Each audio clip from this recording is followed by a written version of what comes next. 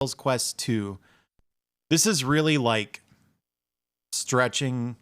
No, so it's funny. I never listed this rule because I just never occurred to me. They're 2D. Is that Fang Goo? I see Fang Goo. Is that Demon King Ruzo? Hi, how are you? I'm just about to play Gargoyle's Quest 2, The Demon Darkness. How's the volume from people who know my preferences in game audio? The point about my whole story about when I used to have a real job is Hey, thanks anonymous gifter. Enjoy never getting ads, Fang.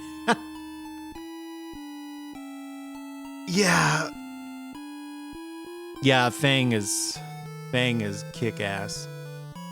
Maybe a strange way to put it. You're like one of the funniest people on Twitch, I think. It's like you and Germa. You two should fight. Hey, Margot, how are you? Have you never heard anyone say that before? So, anyway, my point, all that rambling about, oh, I used to put Twitch on while I worked. I'm sure I've seen this whole game, but I couldn't really tell you anything about it other than, you can cling to walls. Why would Fang and Germa fight? I don't think Germa does anything for any particular reason. He's like a ghost or a dog in that he just does things arbitrarily. Yeah, the NES one is the sequel to the Game Boy one. I think is how it goes. And I think Fang would fight Germa because she could win. That's my, in my head, I see, that's how I see that playing out. Yeah. Ghosts and dogs. All right. Gonna play.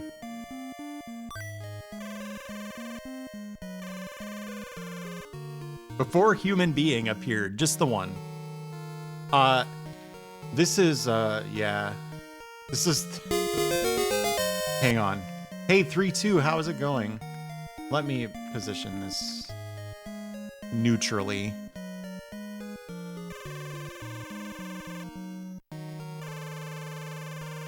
I think it might actually be Booyun. Oh, that... I want to play that game.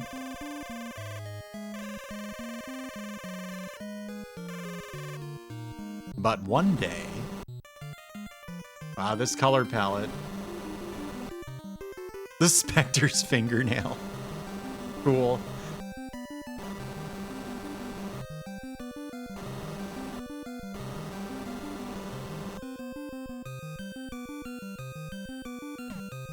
Weird. Oh, it's supposed to look like that. This is one of those games where one side of the screen, like the left side in this case, is like kind of blacked out. It's a way of hiding the loading seam, I think. Yeah. So I have disqualified other games for having a bunch of text you have to mash through. But I know this game is good, so I was like, fine, just leave it in.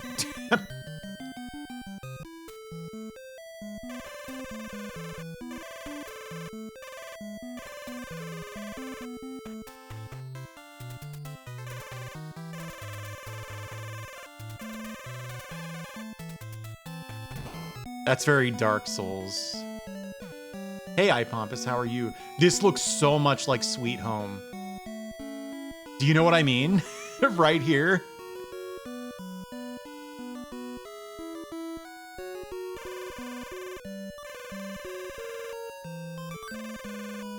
See you again. Yeah, this game is like half RPG.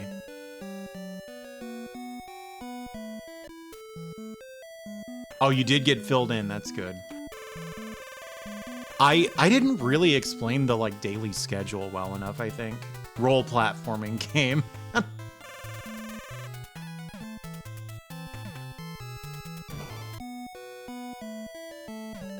Destiny of an Emperor. Well, unless that gets added as the landmine. I don't feel like other people thought the landmine idea was as funny as I did, honestly.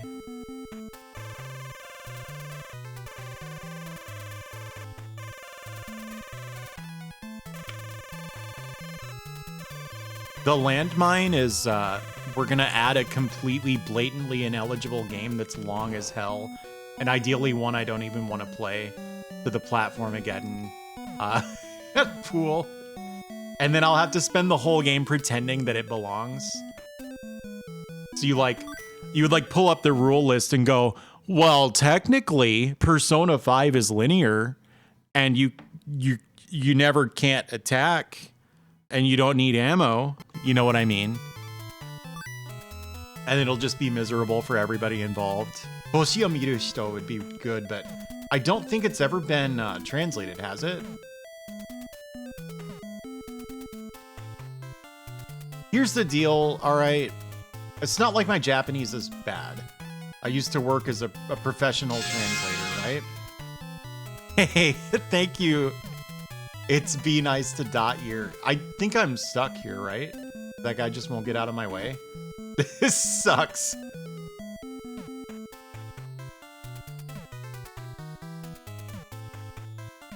Oh, it does have a translation? I think the funniest, whether it's good or bad, is not relevant. The funniest outcome would be the landmine is really long and it's a game I don't want to play. What did you miss? Nothing. I haven't done any like action platforming gameplay yet. If you weren't aware, Emily, this game, if I didn't already know it was good, if it wasn't like a known quantity, this wouldn't be eligible. It's half RPG.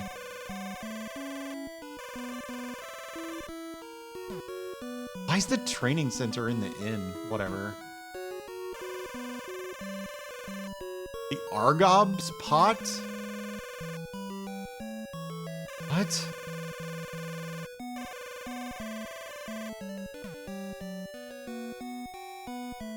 Barracks? Yeah, that makes sense. Persona 3. Okay, one thing about that, I don't really have any interest in playing Persona 3 or Persona 5. But Persona 3, I actually kind of, like, I watched somebody play it and I was like, oh, this game's kind of sick. Oh, I think I've already died. Oh, no, you can jump through the guy. All right, we're good.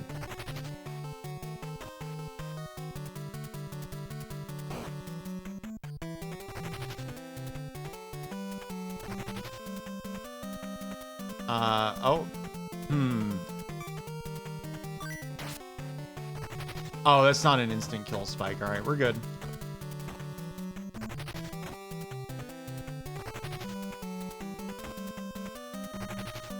Yeah, Yeek would be funny. I was watching Kongo play that. That doesn't look like a very fun video game.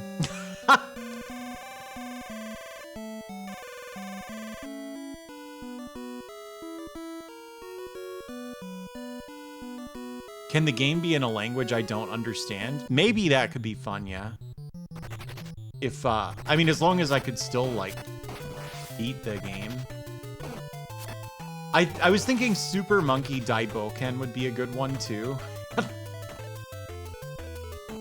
Oh, but I was in the middle of downplaying my Japanese ability. So, live translating games is beyond me. But I've noticed that every other Japanese translator on Twitch does say the same thing. Some of them still do it, but they're like, this is not my finest work. Well, that's the point, Nucleotide. The landmine is supposed to be really long. Now, I'm not holding this against anybody. But one mark against the Persona games that I could think of is, I feel like they kind of tend to be discourse flashpoints in a way that would maybe get on my nerves. I fucking really biffed it there, huh? I know, you know, I'm not saying that there's something wrong with, like, having a negative opinion of a Persona game, right? But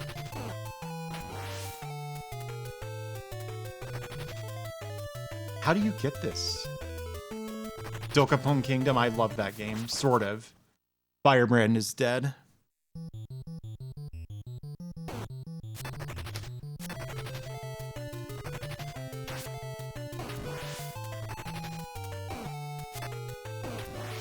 Yeah, it's hard, right? And part of it is you know both languages well. So, not to put words in your mouth, but this is kind of how it is for me.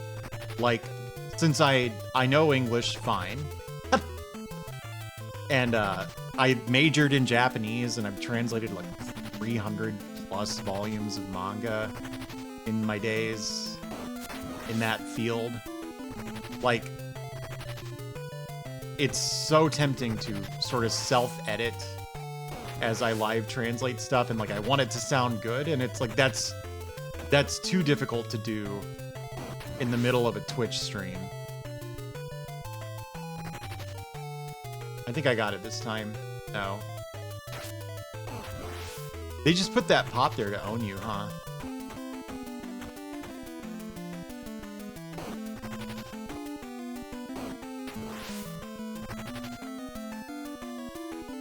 I have played Dokapon. I think Dokapon is cool. Isn't this the guy who killed me last time? There we go.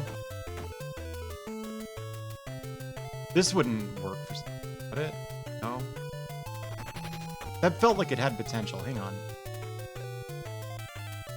Why is that so freaking hard? And then you just get hit.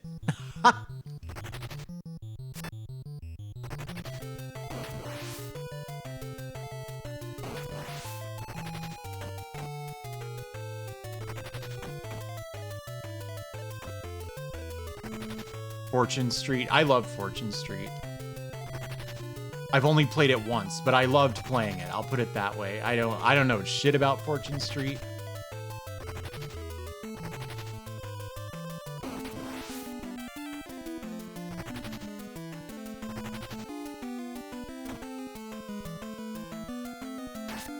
Oh my god, I was looking at chat.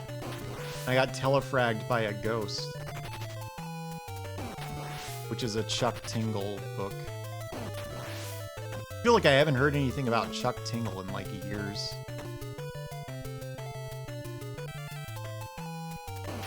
I think you're supposed to turn around to land on that branch.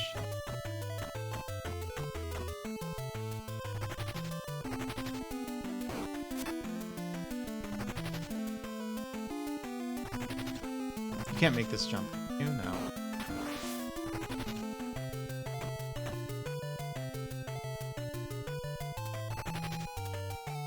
The Cruel King and the Great Hero. I have no idea what that is.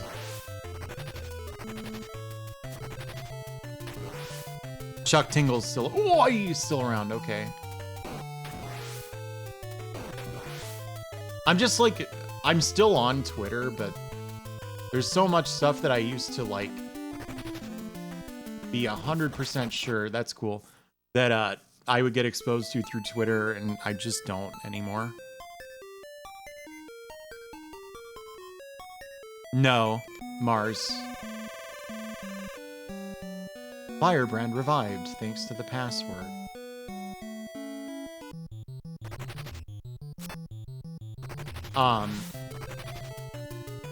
No, you're not like thinking in English and translating from Japanese to English as you go.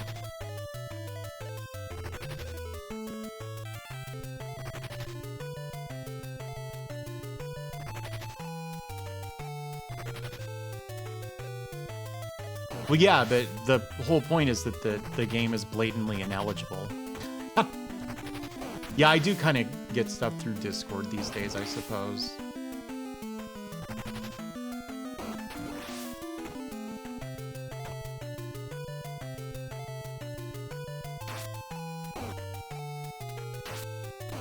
Holy hell, dude.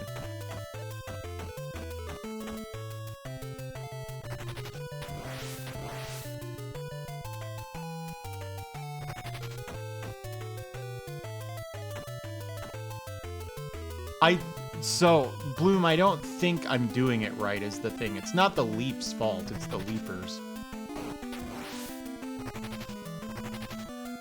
Leaper Messiah. That's all. That's the kind of wit you can get from me when I've been up for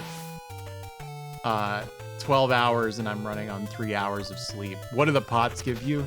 I just assume they're important, so I've been risking my life to get them.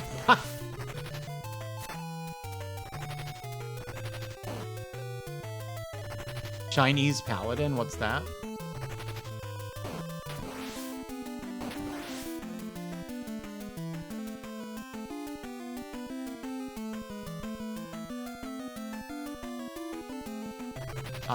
So why can you even cling to that wall?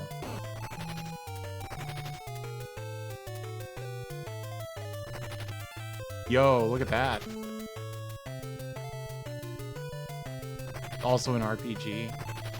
I mean, that's fine. The landmine is a joke.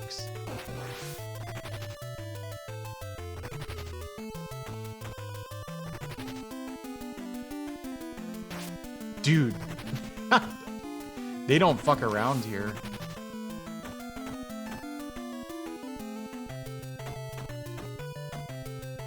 This is, Justin Wong spamming fireballs against that one little kid. Game's like, you gonna learn. Which makes sense, because Justin Wong is a Capcom game player.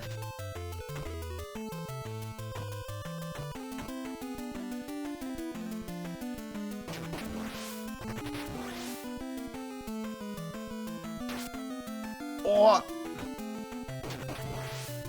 Unlimited. That's the one that like nobody likes, right? I think it would probably break Vox's heart if my first exposure to Saga was unlimited. Ooh, cool.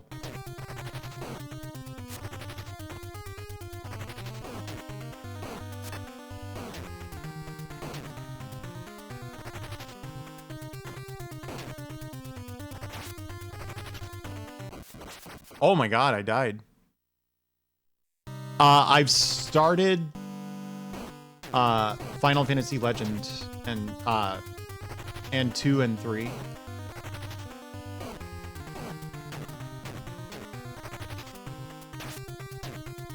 Okay, so his body does 2 damage.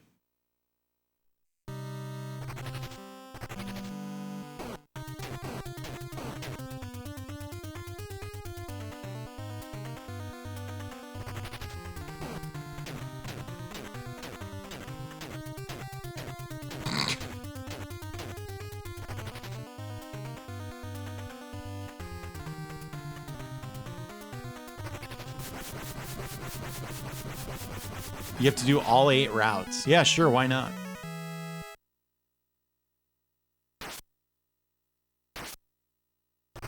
Oh, do I have to, like, do something? I thought I just had to wait for the level to end.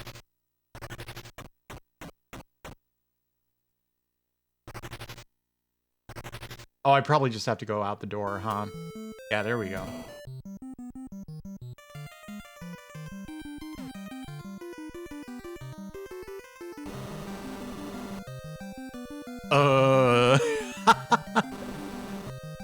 I'm gonna die. Oh, man. Take this Spectre's fingernail. You both did that. Oh, because he went like,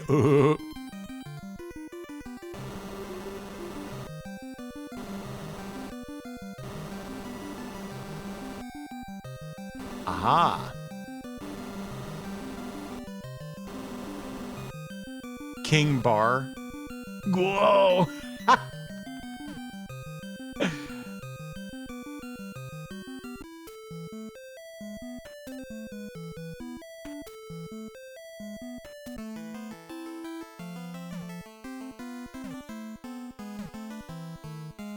Look how fast you are.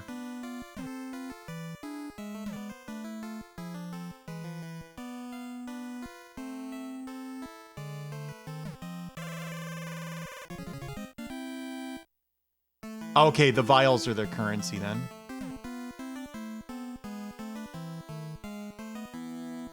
Demon's Crest is probably what you're thinking of. Now I'm down here. And we're up there and the sheriff's in there, you know what I mean? Yeah, there's also a Game Boy one.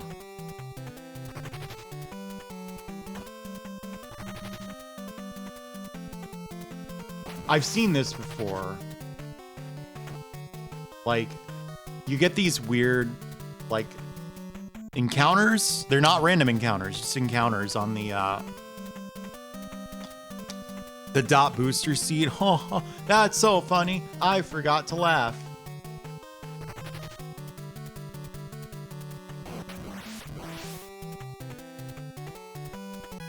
You just, like, kill a couple dudes, and then it's done.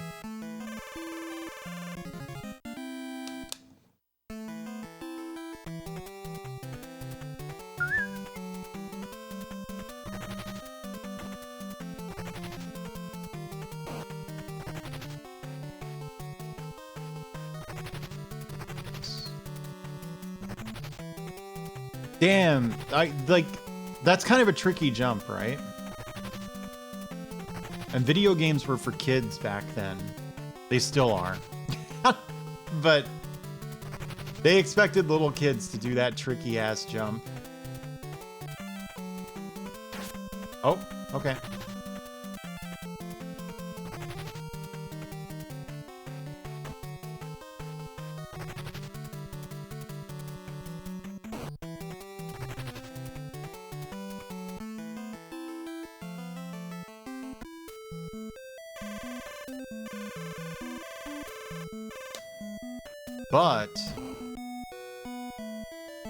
But his walk animation in the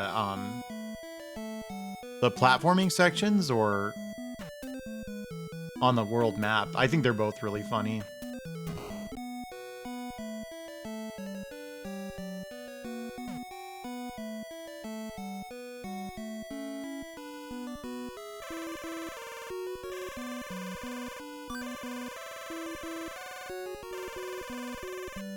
Okay, what's the power of Maelstrom, you think?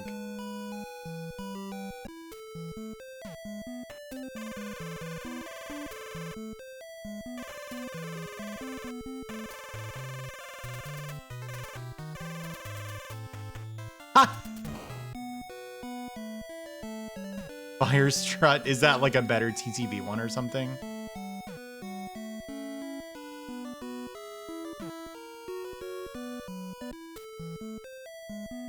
I think you're talking about,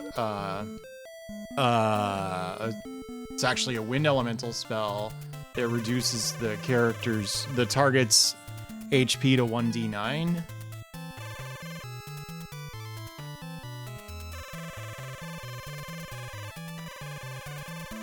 Capital of the Ghoul Realm.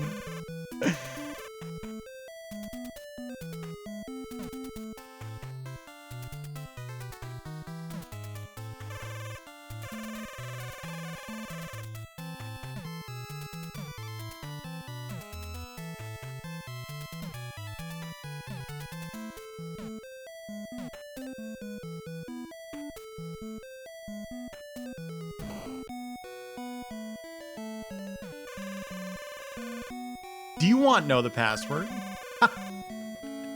Cool.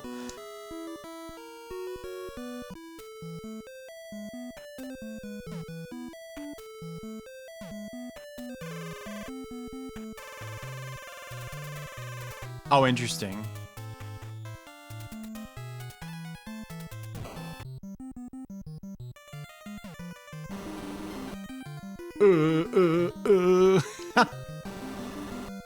So what's going on here is this is like a pained noise, like he's wounded or something. So the way that this sometimes gets written in English, although I think it's really goofy sounding, but it allows you to intuit what's actually going on here a lot better than is this. It's like, ooh, my head. That's the noise he's making.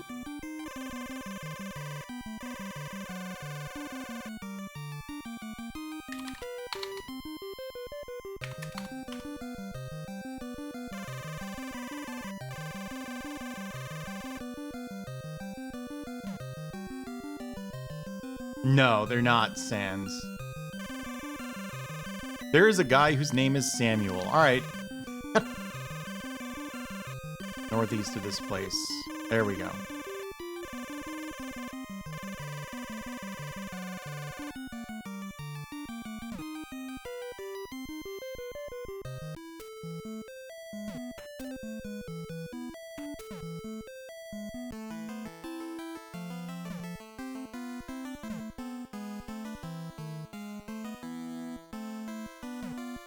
There we go.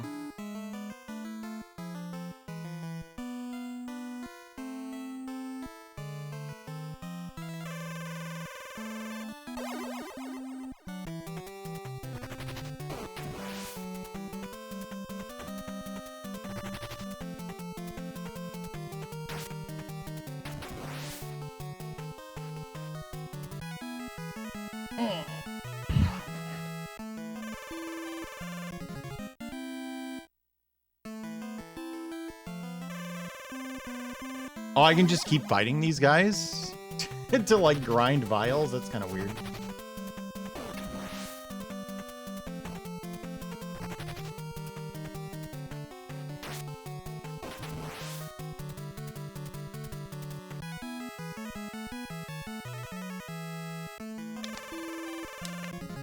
So when he said the Northeast, I guess I had to go like way back to the east, huh? Because this is that thing that I need King Bar's magic to break, isn't it?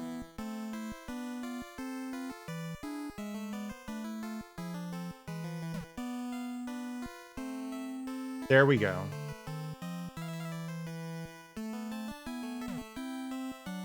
Maybe? Yeah, okay. This is a really cool overworld. You know what it reminds me of all things? Valkyrie Profile.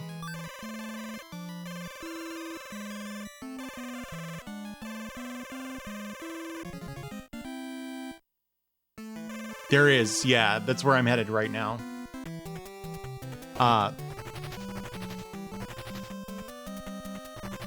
Where it's like this overworld is just massive and empty for like story reasons. I think that's cool. I can't kill this thing, right? Yeah. I'm supposed to ride on it.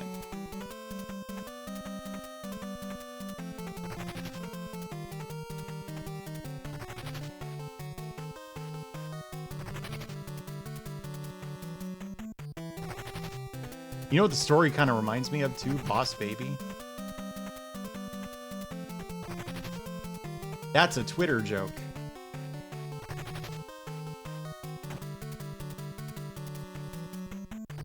That is something they love to do. Boy, that section was kind of easy.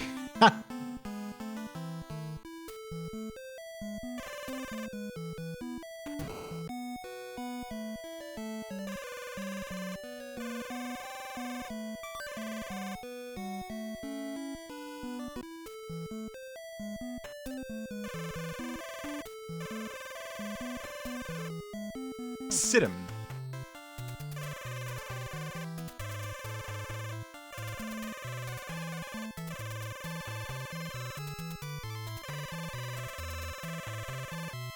The Magic Buster. It would, yeah. I feel you. I don't know why, but... The Gremlin Stick!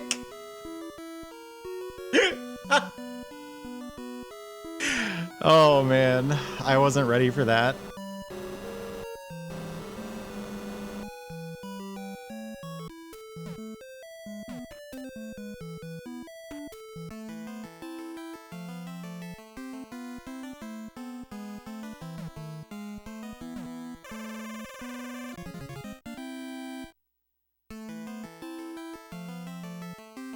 The Cave of Gaza.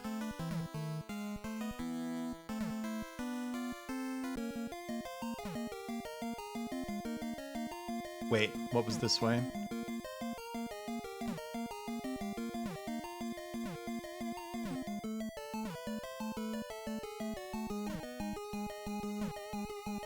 I knew it. It may not, that's true.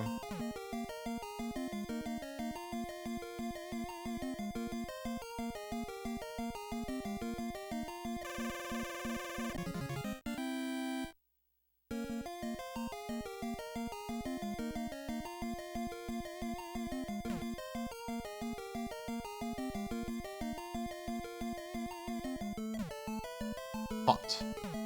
It's a vial.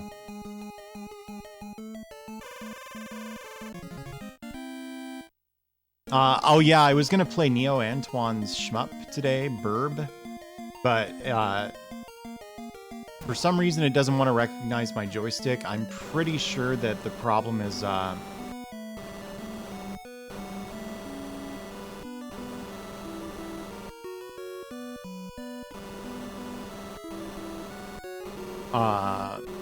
Steam is running, and I couldn't stop Steam. It's a long story. I'll probably have it figured out by next stream.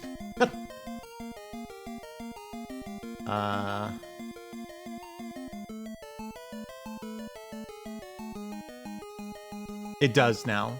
He added it today.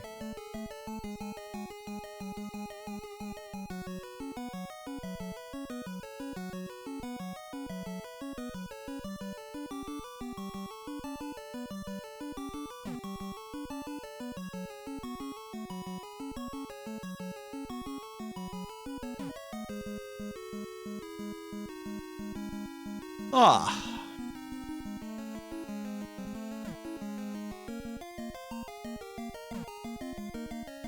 Yeah, that's a common problem it has. If you use Xbox controllers, that's not a problem. And I have 3, and so I thought I'd be fine, but what I don't have is USB cables, working USB cables that support them, because they all use that like micro B or mini B or whatever. One of the Bs.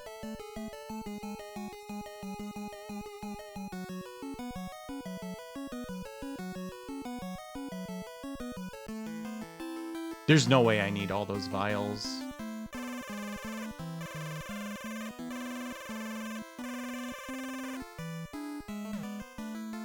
What? Wasn't I supposed to go to Gaza Valley? I guess I need to find the dark candle.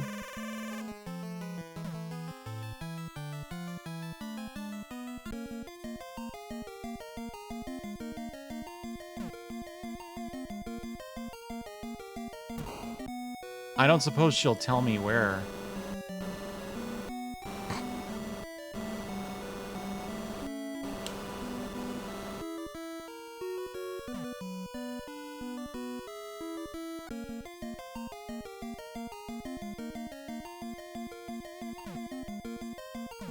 I'm dumb.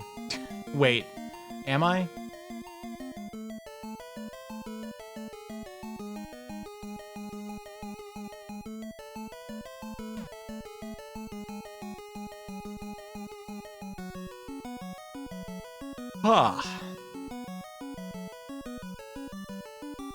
This definitely has a lot of the RPG stuff.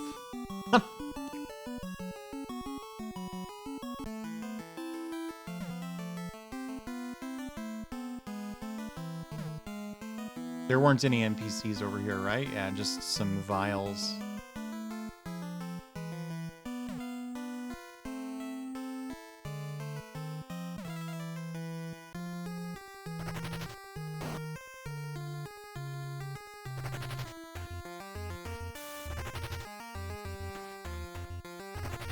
The color palette here is cool.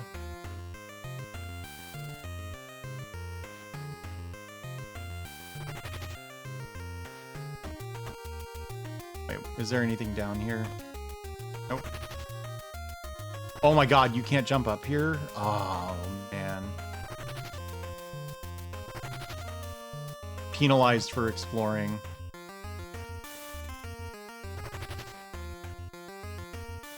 Oh, it's not that bad a trap. You just do that.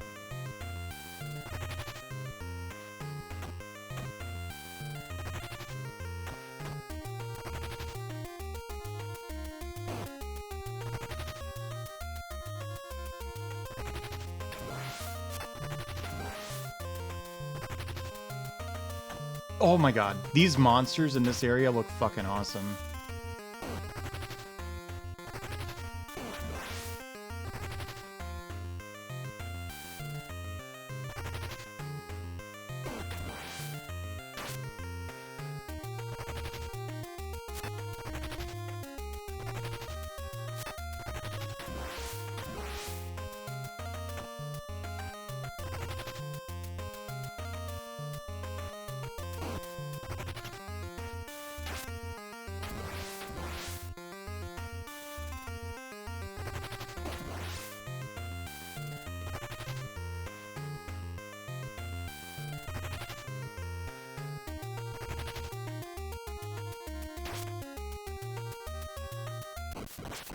Damn.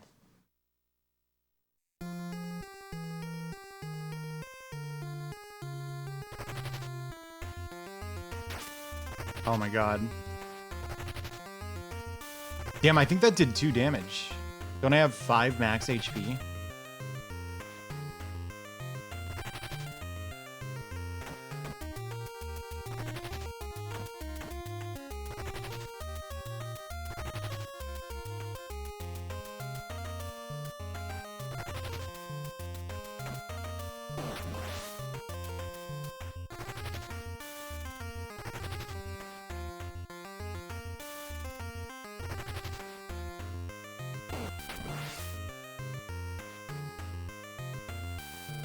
Why can you go here?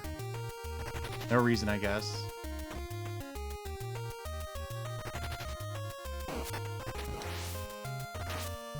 Oh no.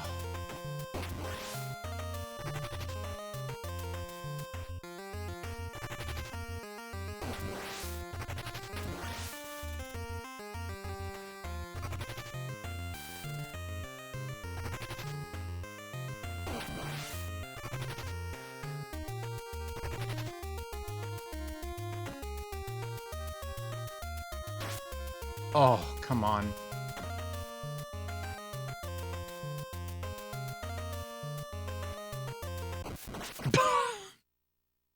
I know what I did wrong there.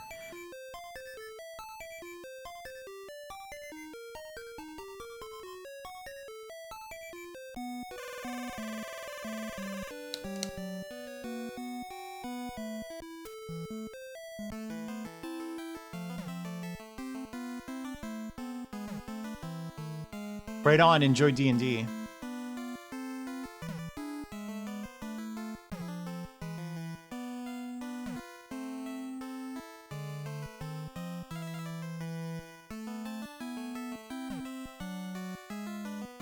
Oh, this is like Star Tropics. You replay a shitload when you lose.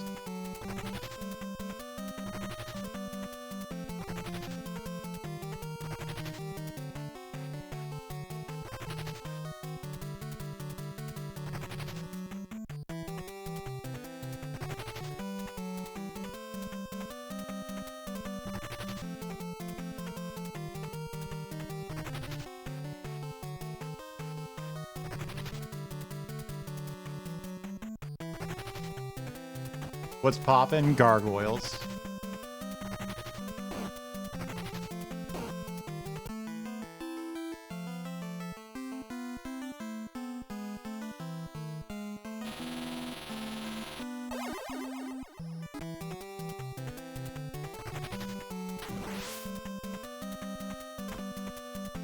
Yeah, I think the graphics are great, personally. I'm gonna be frank, the gameplay is a little, like, slow for me. And it has a lot of, like, vertical platforming.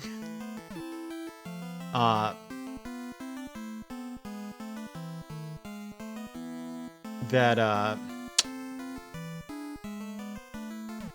how do I put it? Like, sometimes it feels like you get punished for not being psychic.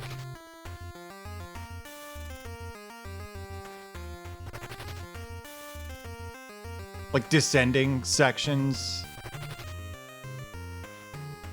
Oh dear. I see, that wasn't like a... Sheriff, why? A slower Little Nemo? Yeah, Little Nemo has the same sort of, like, if you don't know the level ahead of time, there's stuff you just wouldn't be able to guess.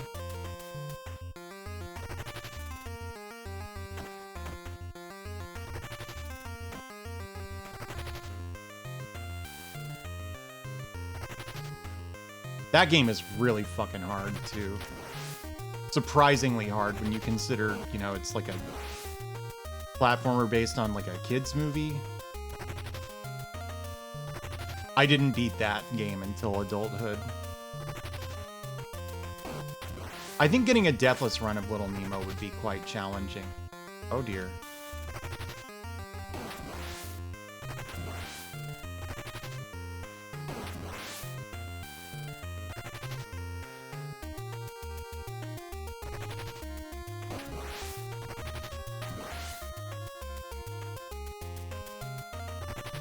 Yeah, the train was really tough when I was a kid. Even in adulthood, like, it's a little tricky, but there's kind of a rule to follow with the train, which is just stay on the right side of the screen.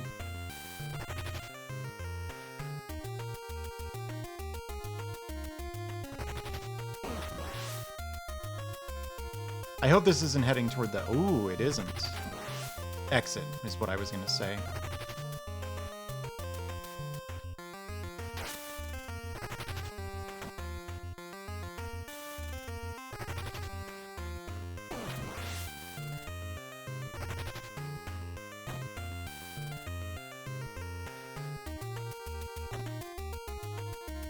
I've lost.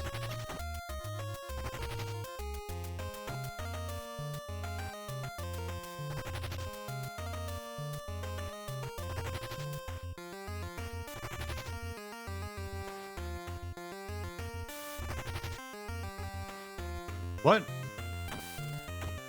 Why was I ascending?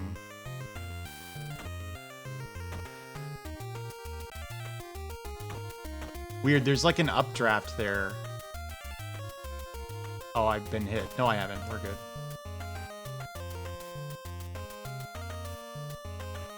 Huh. Yeah, you know, I beat a few NES games when I was a kid, but like beating games wasn't like the point for me.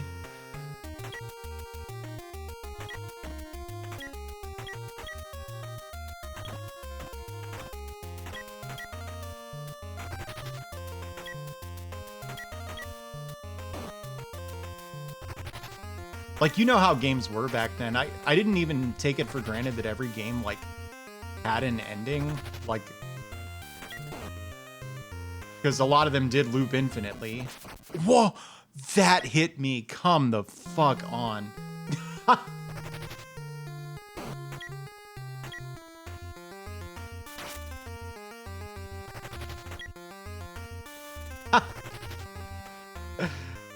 That's a really good emote.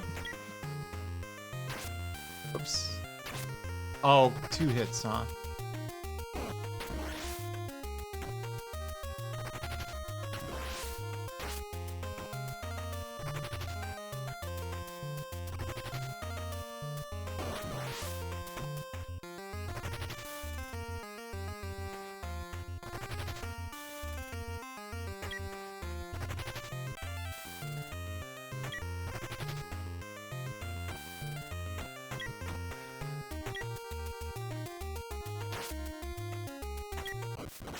Oh.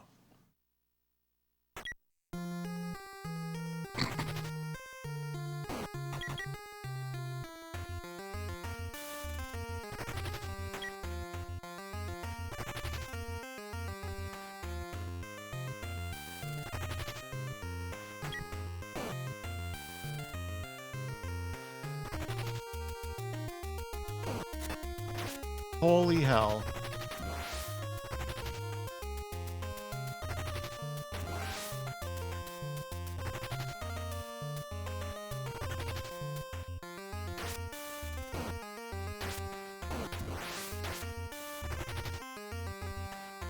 Yeah, that was a good joke. Good joke.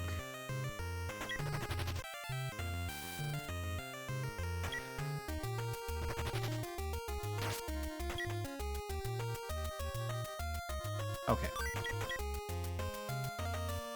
Ooh, this is... Yeah.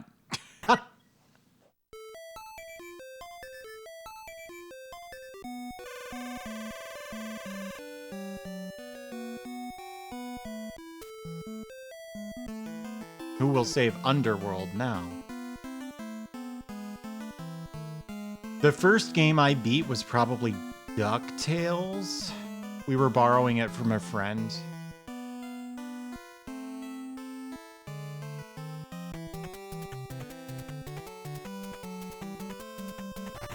Yeah, that would be why.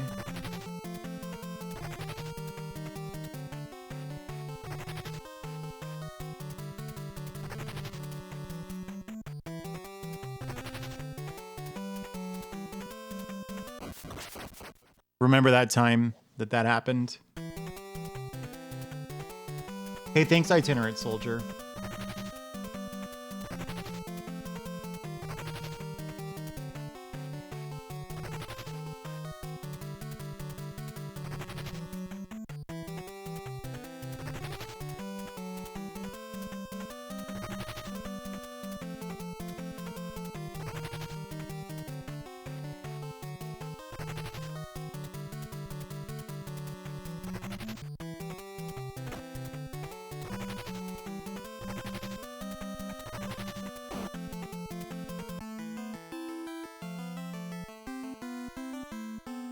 Ganasty Gnork, huh?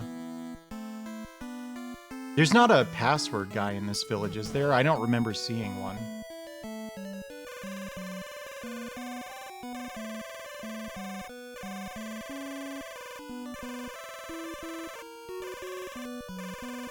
Yeah, okay. I feel like this game is never going to let you go into a, like side-scrolling area. Okay, didn't mean to do that. Unnecessarily, you know what I mean?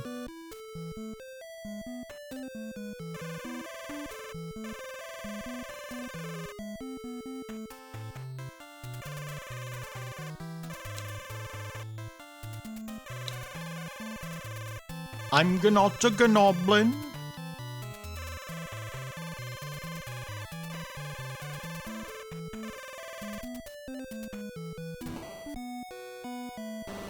Yeah, this is just Samuel, so you can't get a password in here.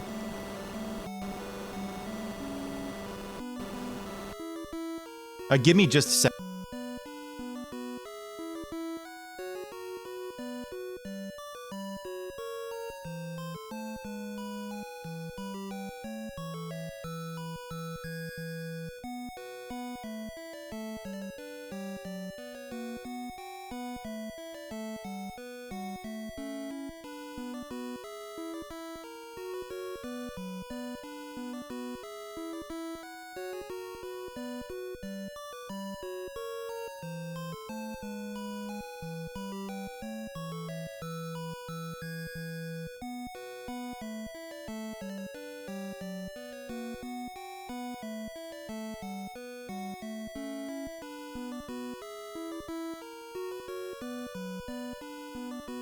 Shake the gremlin stick.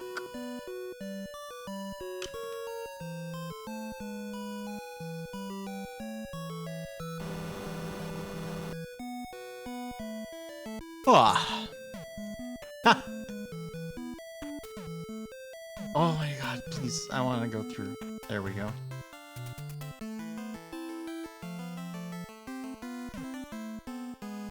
I forget if this was over here. It's just that guy. Who cares?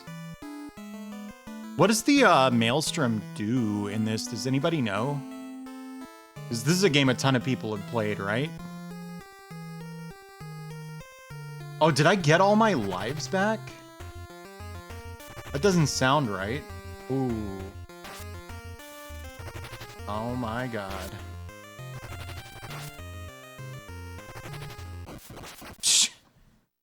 Oh, Maelstrom is lives, okay.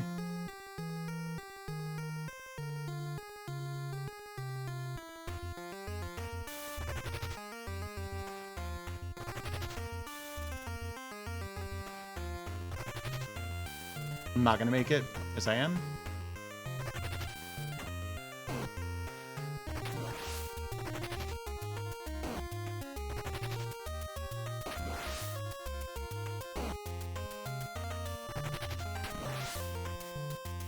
Was this game after Super Ghouls and Ghosts then? Or is it just that the US version was? Because Super Ghouls and Ghosts was 1991, right? Whoops. You don't know about Super Ghouls and Grasps? Trumpets. Yeah, this was 92. That's so on the screen. But what about Super Ghouls and Go? Fuck. I get the error message come up on the screen says. I used to work in tech support, and I'm in a part of the country where... Oh, I bumped my head. Alright, it didn't matter. That's so annoying. If you want to get that firebrand, you have to take a little spike bath. Anyway, where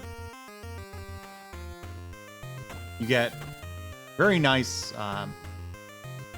old folks with very thick, sort of like Midwestern accents. It's a very convoluted way to say I live in the Midwest. And a lot of them would, when they were trying to describe the problem they were having with their computer, they would use the words, I get the error message come up on my screen. I go on my computer. I went on my computer, tried to get on Microsoft Outlook, and I get the error message come up on my screen says, the Microsoft Outlook server could not be reached. Error code, and then just like so many numbers and letters and shit. Which we actually encouraged them to do that. It's easier when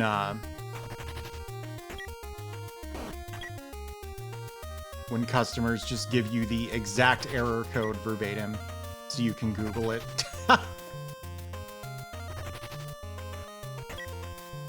Our customers, a lot of them thought we were like tech whiz, like geniuses. Some of us were, I wasn't. We were just Googling the answers. Okay. Oh my god.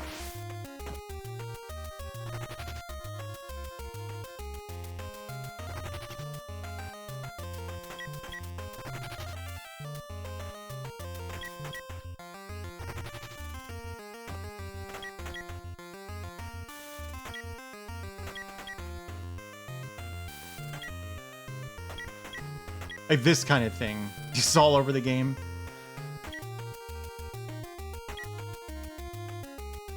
Or you're descending.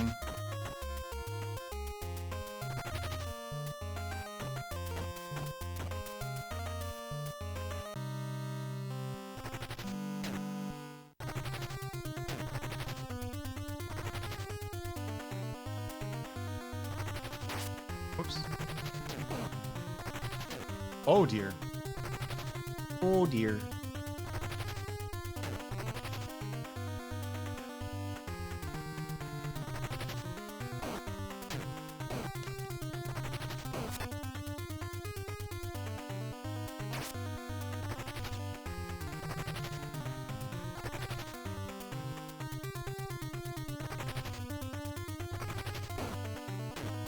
Awkward ass enemy.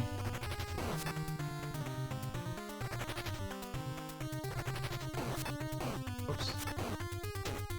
Go.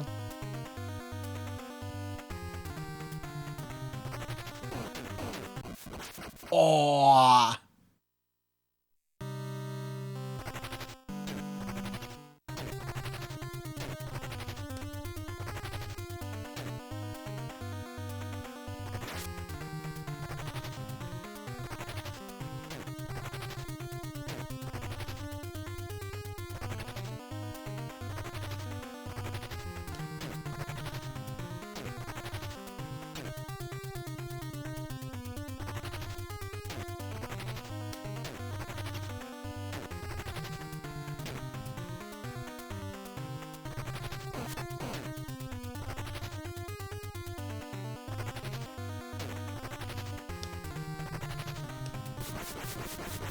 Owned. Death always awaits a Super Mario Sunshine hater. I don't think I hate it. Wait. I don't hate Super Mario Sunshine.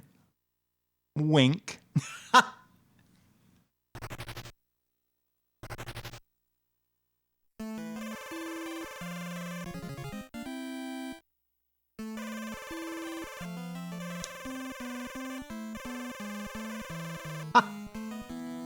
I got the Magic Buster. Hey, CD Beam.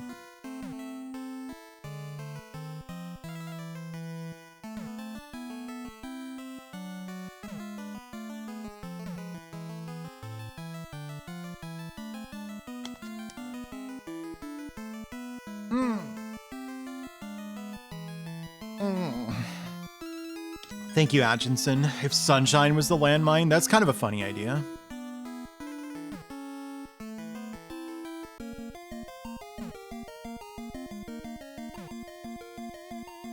You do have a grounded attack. It's not linear, but...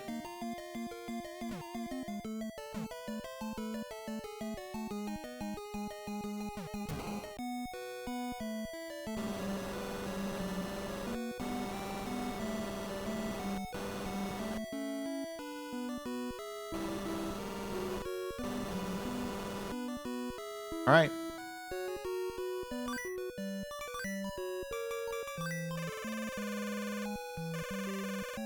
Okay. CD and DKNS? Candle of Darkness. Oh my god.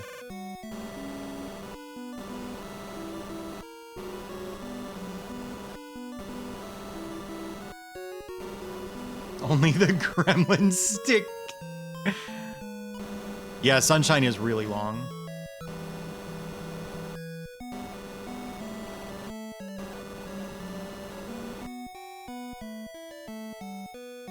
Ah, the Desert Sitem.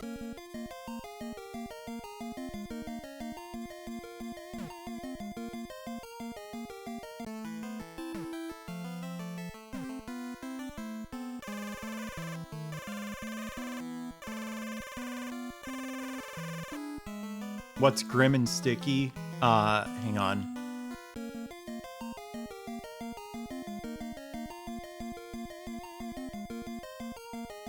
I don't know what.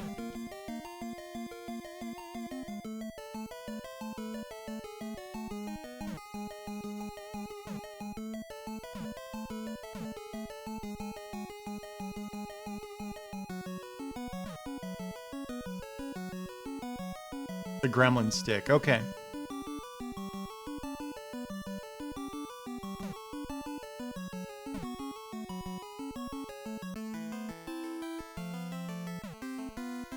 Yeah, getting over it would be too obvious. I do think it would take me a while, though. I don't really have any experience with that kind of game.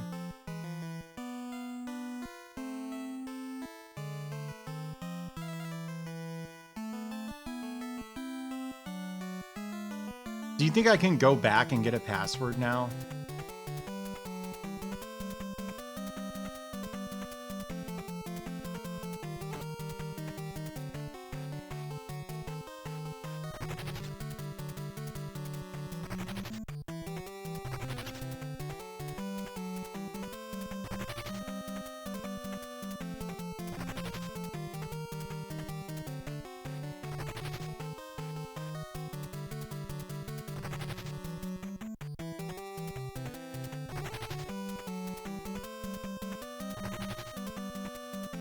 Yeah, if it was a 50-hour game, but it's very much not.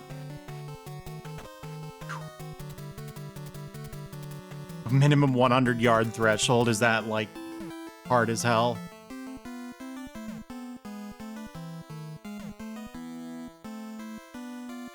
Sexy hiking is so fucking funny.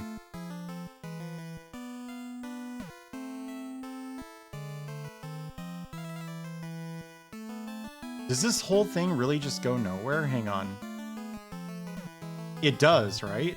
There's nothing down here? There you go.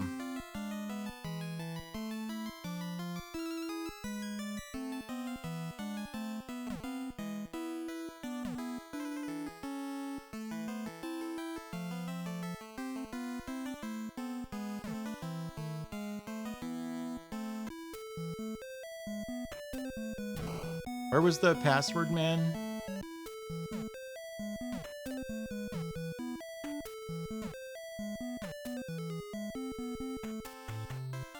Less artful.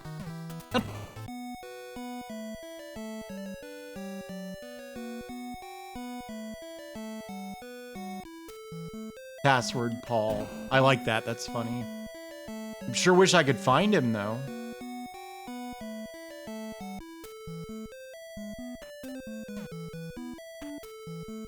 Oh, I think it was on the east side of town.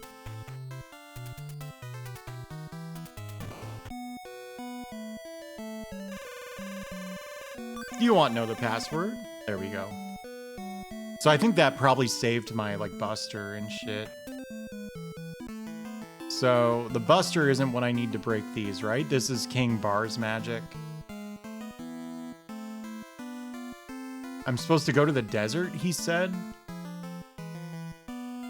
My wings didn't work for that.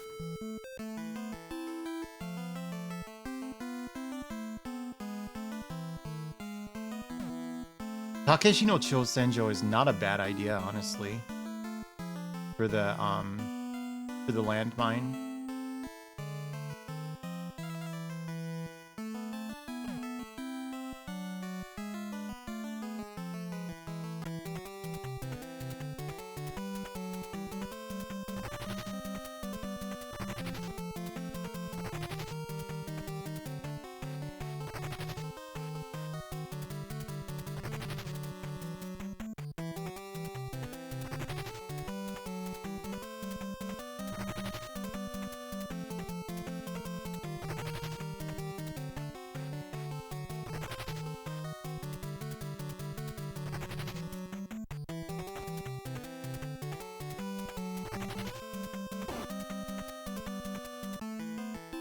Is he not talking? Do you think that that's not implied?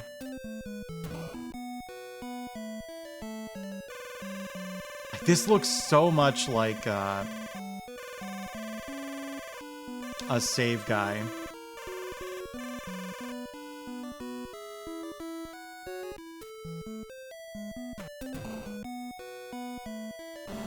Yeah, true.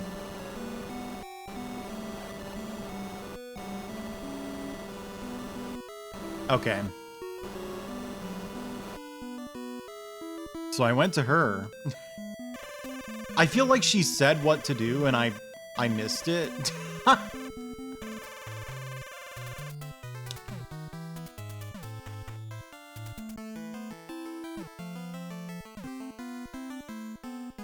Because I got 3 hours of sleep. Okay, so not the cave for sure.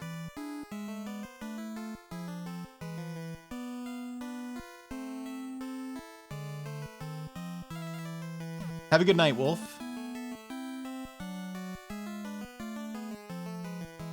4 hours. It was 4 hours of sleep. That is a pretty big difference.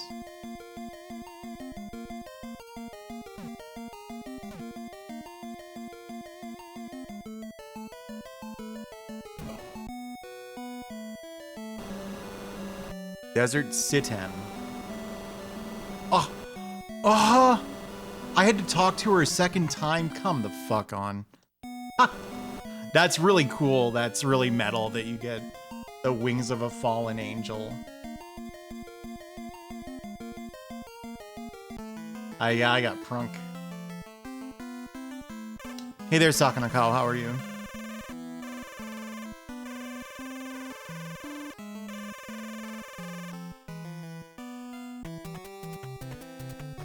Wing level 2. Oh, you can fly way the hell longer. Which means the game's gonna make you fly way the hell longer. Unbelievable. You have to go like... I assume you need to do this, right?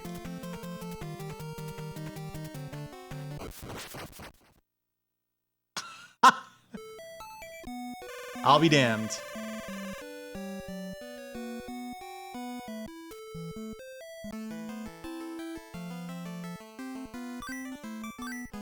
Okay, good. I still have this seedy darkness.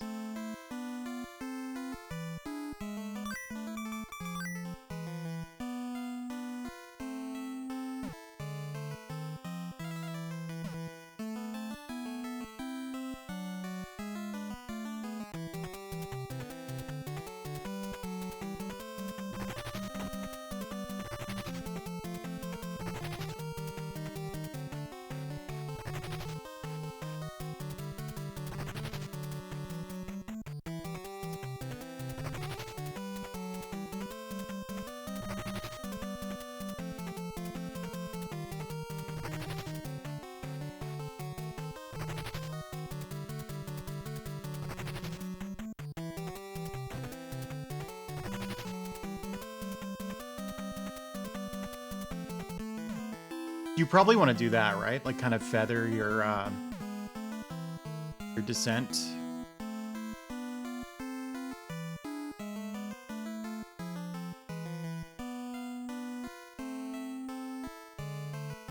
This is the forest, right?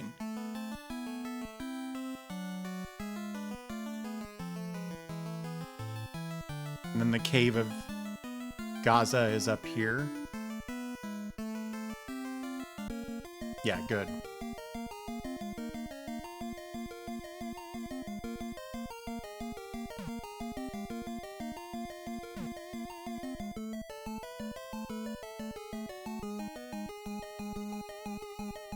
You know, the thing about like Capcom platformers, I think like Bionic Commando is definitely an exception to this. But to me, the like distinguishing feature of, or the distinguishing characteristic of Castlevania is that it's really complex.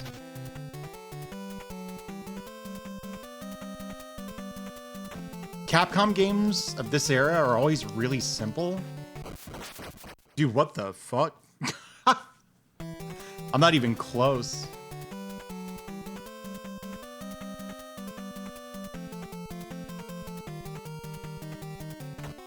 Okay, you can be really far off to the side.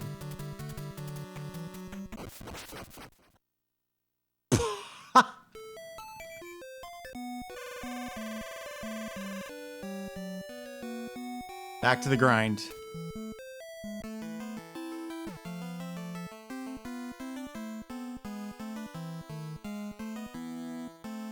But like Capcom games or Konami games, it's like they're hard because there's like 4 enemies right next to a pit. You know what I mean? And so you have to deal with all the enemies who all have different attack patterns, and nope, you may not.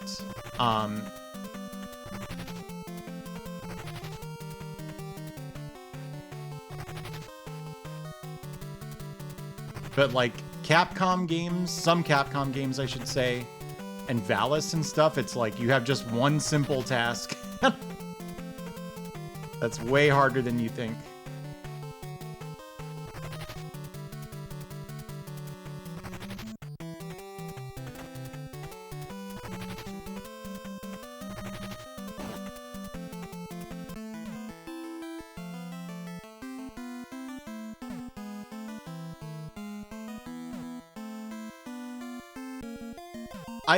I wasn't too in love with Demon's Crest, but I played the whole game in one sitting, and I like only looked one thing up, which I don't know why I did that.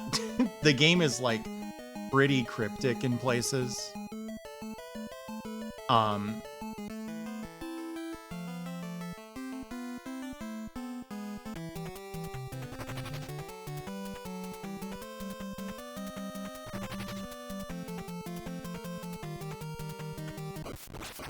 Closer.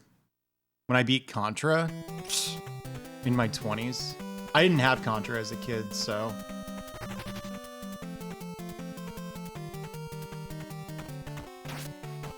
alright, that's not that bad.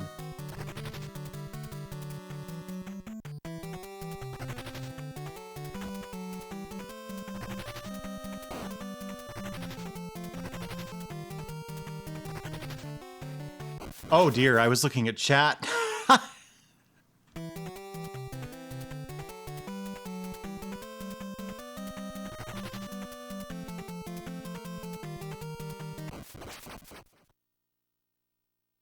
I mean, the chat's there. It's not your fault.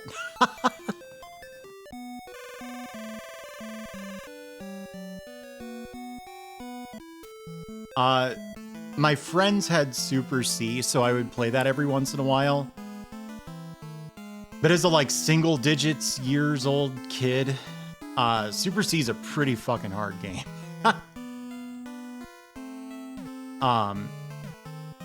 So I never really got much of anywhere in it, even with the Konami code. But I would only play it like at sleepovers.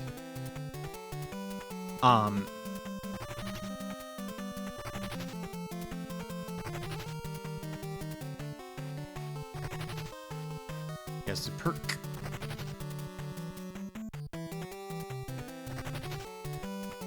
We mostly didn't have a lot of tough video games when I was a kid.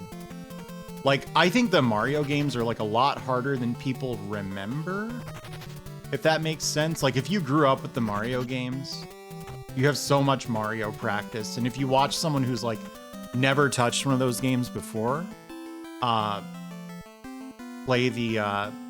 like Super Mario World or something, they will eat shit. So we had those, and we had the Mega Man games, but like we didn't have Ninja Gaiden, Contra, Castlevania. What's other like hard stuff? Throughout all my years, you're talking from the day I was born until now. No, even Super Mario World's hard. Watch someone who has no like Mario fundamentals play it.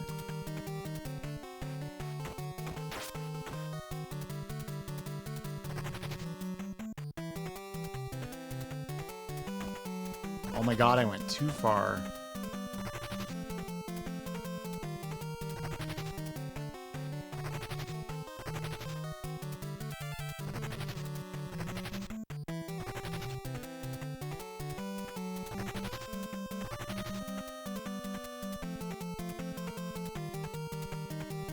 Nice. Yeah, I had NES Metroid. I didn't beat it until years later.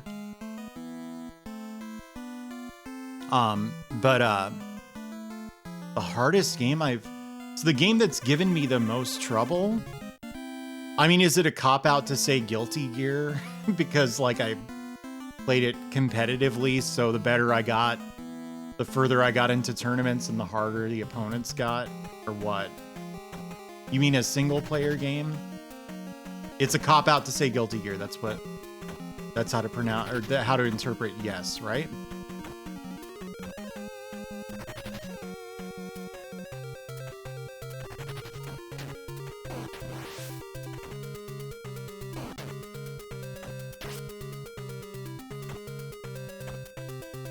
Single player. Do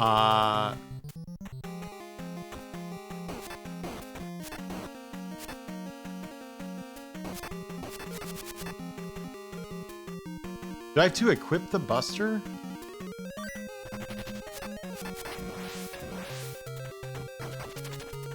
Yes.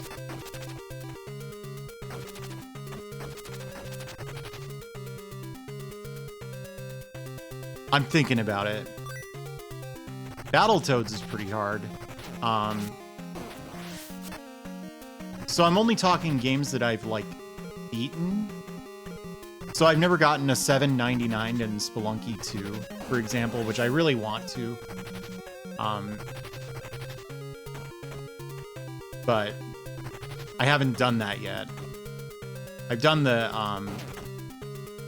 like Sunken City ending, which is not that hard. It's still not very easy though.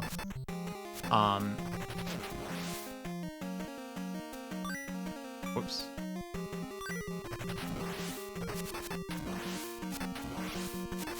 Battletoads is up there. Honestly, Metal Warriors is one of the hardest games I've ever beaten.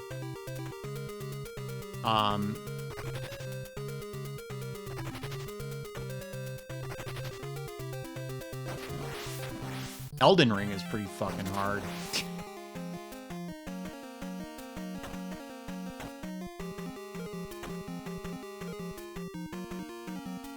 Huh? What? Why can't I have the thing? Don't answer that. 737. I want to say that's the exact, or my exact PB. I was grinding it, but I was also working toward getting Twitch partner at the time. And people weren't really that interested in watching me play it, because if you don't play it, it's pretty damn repetitive. So I was like, oh, I'll come back to this, whatever. And I never did come back to it. I kind of want to... Oh my god. I kind of want to return to Spelunky 2.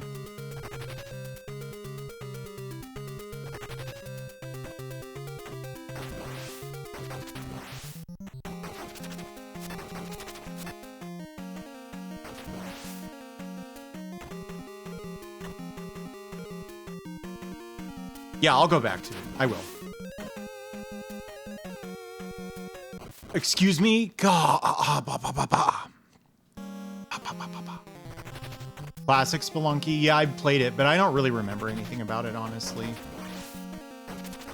If I recall, dark levels are way different. You get like a flare gun or something, don't you? Holy hell. The Demon Darkness! You followed during Spelunky 2. That was a while ago then.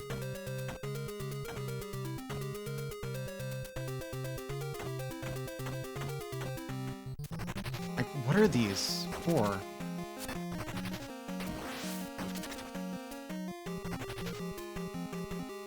Yeah, and like, learning to be consistent at the dwelling is way harder than you might think. This is the first biome, right? But the game is almost excessively full of like instant death traps.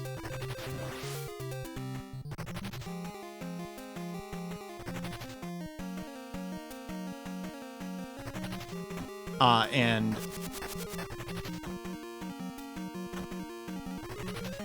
you like don't really have resources to deal with it in the dwelling. I think the volcano is similarly like tricky. It's because you have to learn how the lava works if you're going for the Vlad's Cape, you know.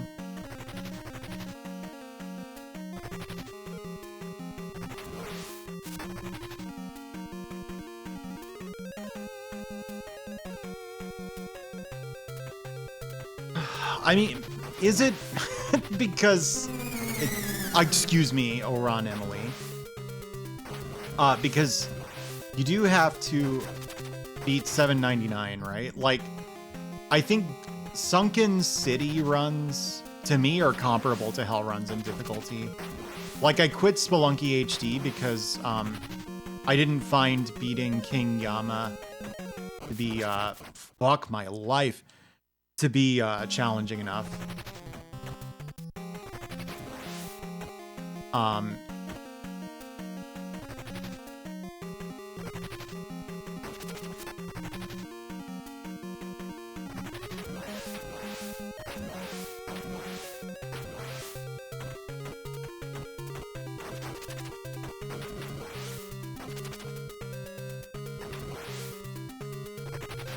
Like, if I got past the jungle in Spelunky HD, I would almost always win, you know? And honestly, like... Oh, these are enemies. They just never attacked until just now. Why?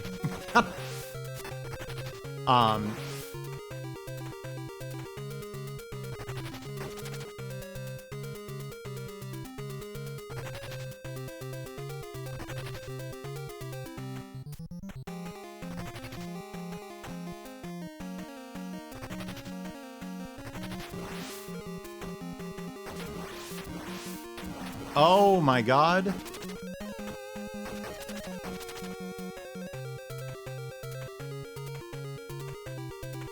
You had the game audio muted, I'm sorry. Oh my god. So my controller is totally fucked up. And it sometimes freaks out and hits every button at once. I'm pretty sure that's what happened. There.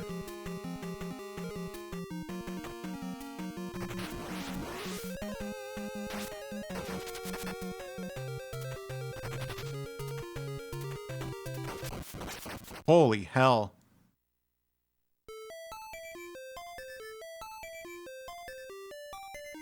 Yeah, the fundamental like issue I have with Spelunky 1, I think, is that like it feels kind of static. Because the game is just a little on the shallow side. There are not like a ton of items, you know. And one of the most significant power upgrades in the game, you can get every single seed no matter what, and it's not that difficult. Dead inside, it's okay.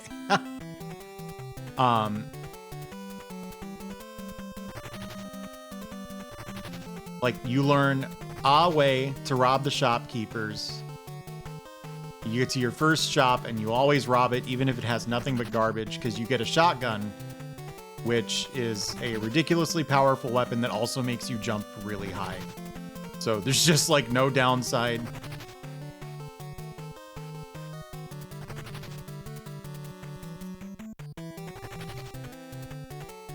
Yeah, this game's hard enough for me. Thank you very much. I haven't gotten anywhere in the past like hour.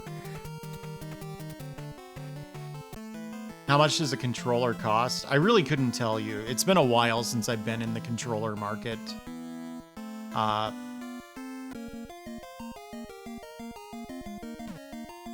But hey, Happy Duty, how are you?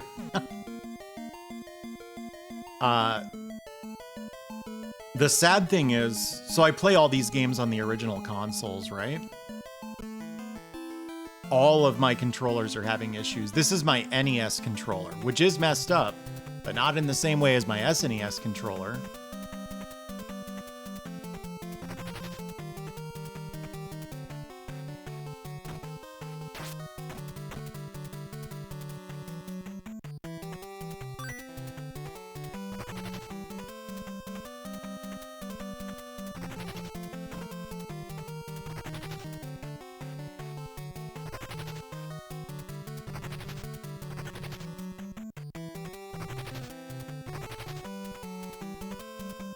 And my PC Engine controller has long been messed up.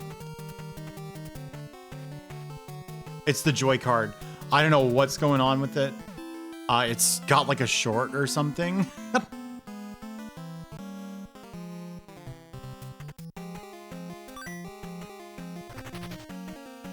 So occasionally it just hits every button at once. But there's also something up with the D-pad.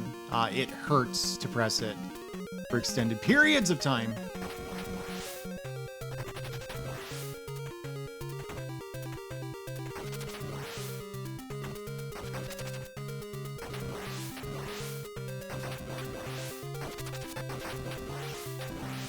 There we go.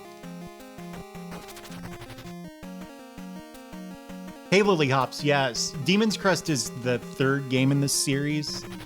So the first game was actually on the Game Boy, and it's really similar to this one. Then this game is a sequel to that, and it's hard as shit is what I'm learning.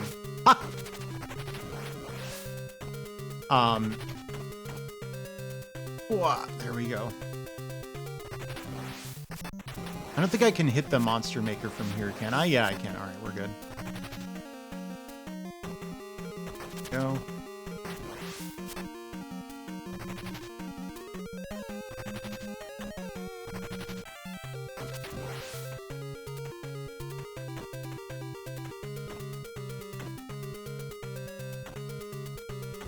Okay, so this was a left-right branching path, and going left just takes you back to the beginning of the level, I think.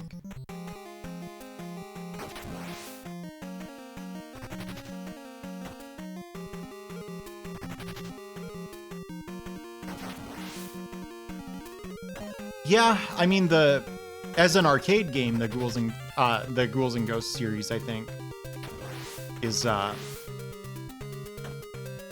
certainly quite impressive.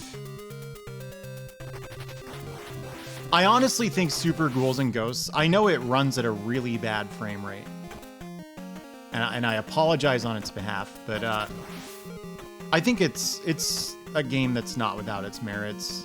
The NES port of the first Ghosts and Goblins is rancid. There we go. Whoa, cool! These look like the guys in Ulasil who have the plague or whatever. Oh, I've been hit.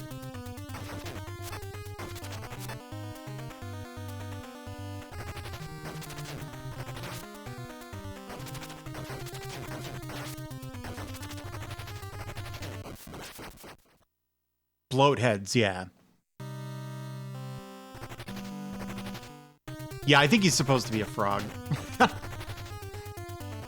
Whoop. I just didn't want to say anything bad about frogs while you were around. This dude really just owns you, huh? Whoop.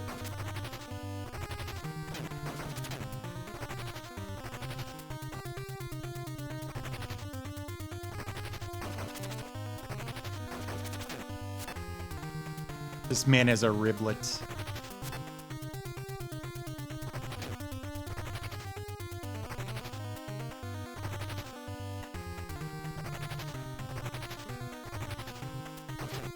Oh, I made a huge mistake.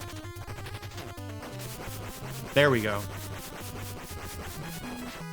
How good was Shovel Knight? I've never played it. Oh my god! I was looking at chat. I forgot. You have to go back through the door after the boss fights. Cool. I forgot about the gremlin stick. Cool.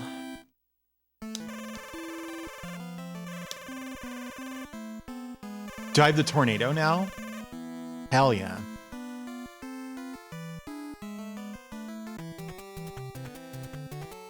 Shovel Knight? No, because I think I would enjoy Shovel Knight, and it's like the same kind of game. Where am I supposed to go now? That's a pretty nasty return trip.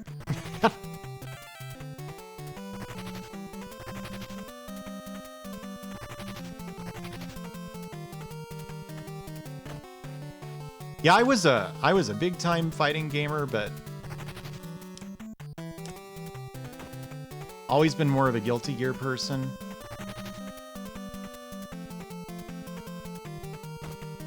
Ooh.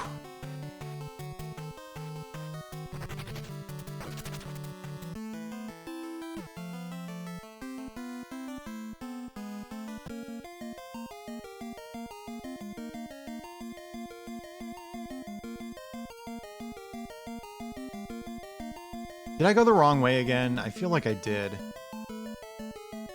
Oh, I'm streaming for fun, yeah.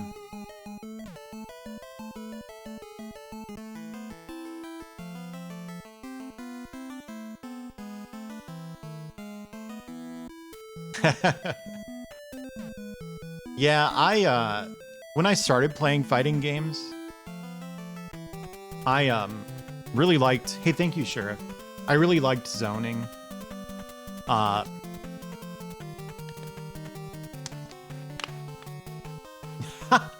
Platformageddon's not. These are like my favorite kinds of games.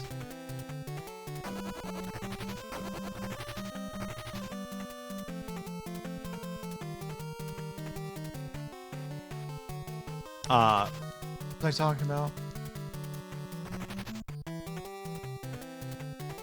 Oh my gosh. Here we go.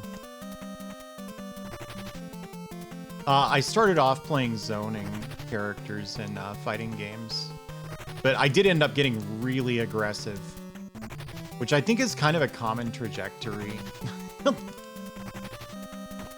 Because, like, when you don't play characters, like, I don't know, who's like a classic, just risky rushdown character? I'd say, like, Soul, or like, Golki, or like, Strider. Mixed residential. And Leo. I don't like Leo. But like when you see characters you're like that, you're like, I kind of want to do that too.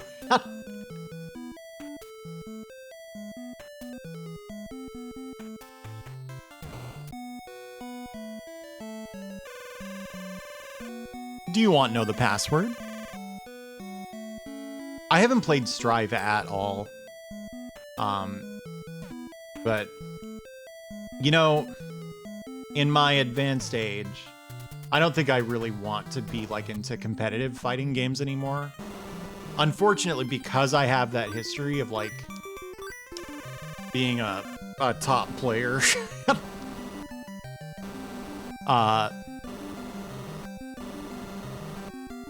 It's difficult for me to play a fighting game casually. Like, I want to take it really seriously and get really good, you know?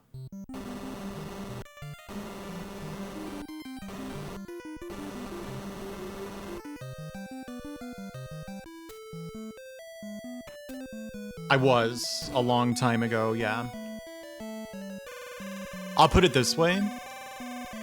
You haven't heard of me, probably, unless you've been around fighting games for a very long time. I have the best I've ever done at like a major tournament with like a lot of regions and attendance was, I think, second place, maybe third. And even back in my prime, I would occasionally flame out early. So I was never like a super consistent player. I was one who would score a lot of upsets and also give a lot of upsets away. Does that make sense? I can't tell you what my name was back then.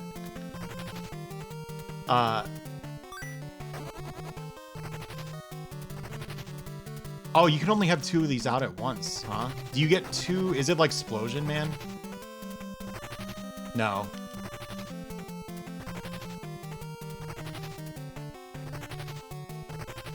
What? There's no reward for doing this?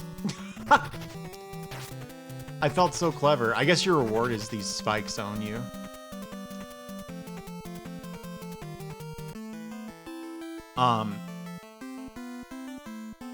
So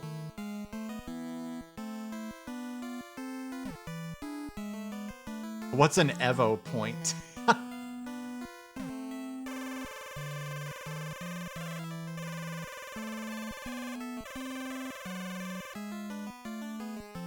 I haven't played Splosion Man since it was brand new. Did you know that like there's like they still make Splosion Man games? I think it might all be like remakes of the first one. But it's on like the Switch. Splosion Man is.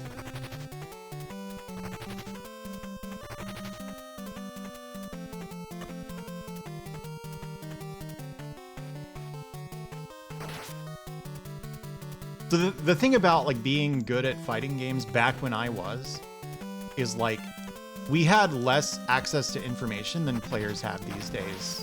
My controller freaked out and pressed every button again. So if, for example, you played a really uncommon character really well, you got a lot of wins, even if that character wasn't that strong, because people wouldn't know how to, they wouldn't know the matchup, right? So, like, I'm not saying this to downplay my old accomplishments, but it puts it into perspective, I think.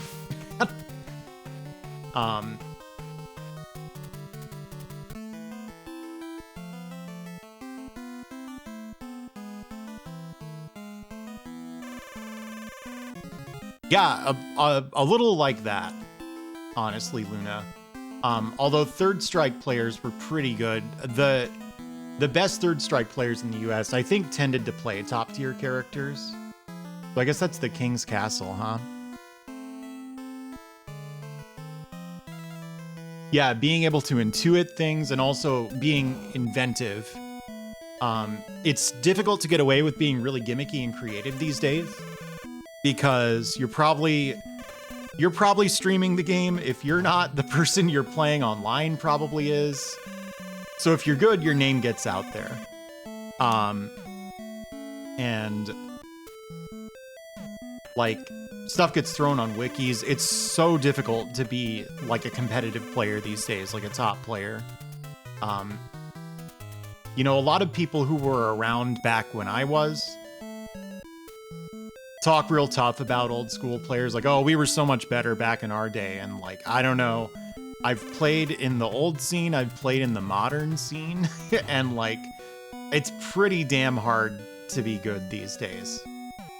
I think new players deserve a lot more respect than they tend to get. That's an evil laugh, for the record.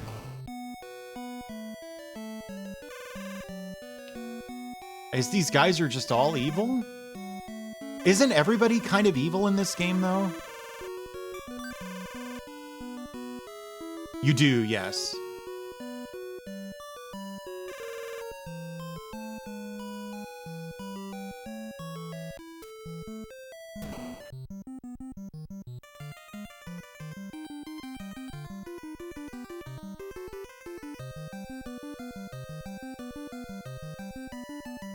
They're evil compared to humans, but there are demons who are evil compared to them. Firebrand, what's the hurry?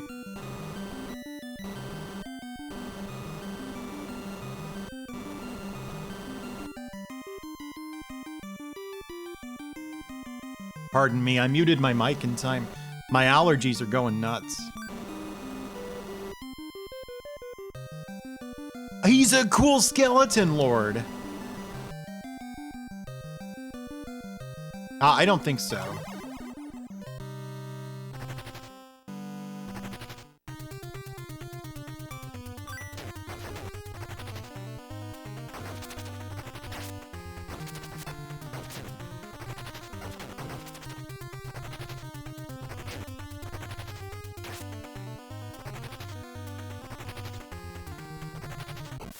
Holy hell, this dude just owns you.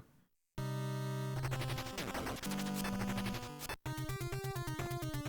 feel like you just want to get as far away from him as you can and then go nuts.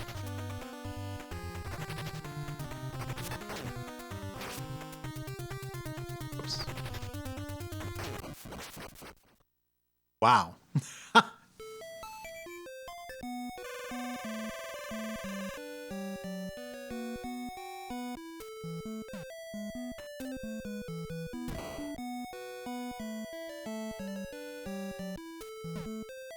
No, it's not.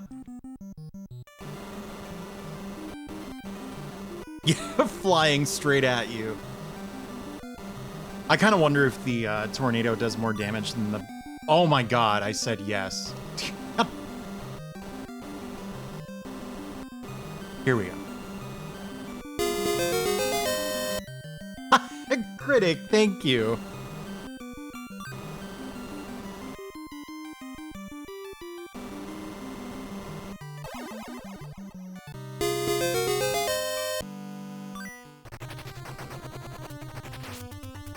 Good thing you didn't listen to that person who said 96. Weird, why? I damaged him with the tornadoes before, but like not a single one of them did damage that time. That's weird.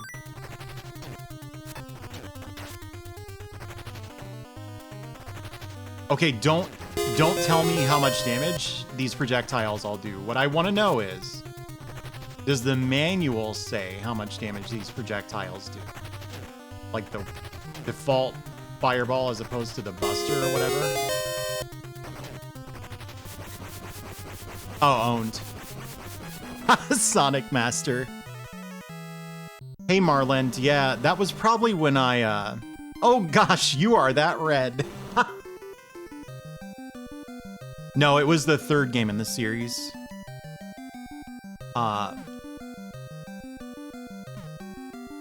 What did I accomplish there?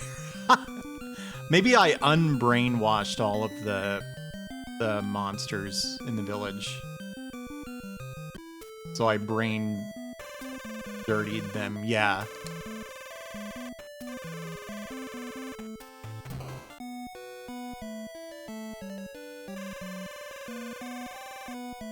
The laboratory of the ghoul realm. These guys did kind of look like, scientists, actually. Yes, so strictly speaking, this game is not really eligible for the project, but I'd heard it was good, so I was like, it's fine, let's just put it in there.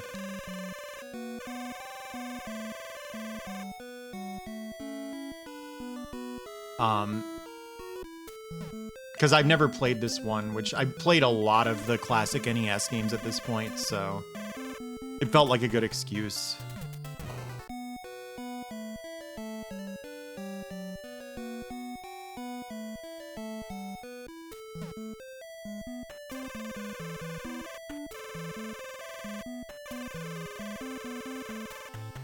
Cool. No one tries to go there. Yeah, it's stealth linear. It feels like you can run around, but or like you can go take separate paths, but the essence of the try searching many oh, son of a somewhere near Mount E Mouse.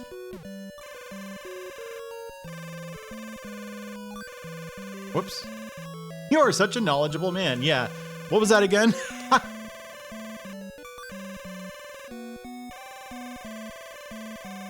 Aha.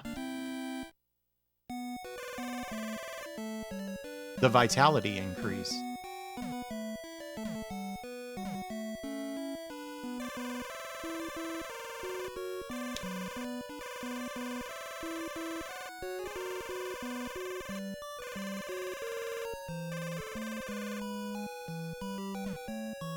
The Dagon scales, is that right or is that a typo?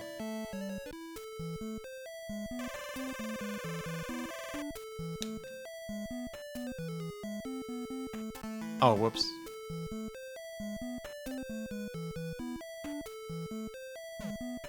It did, yeah, why?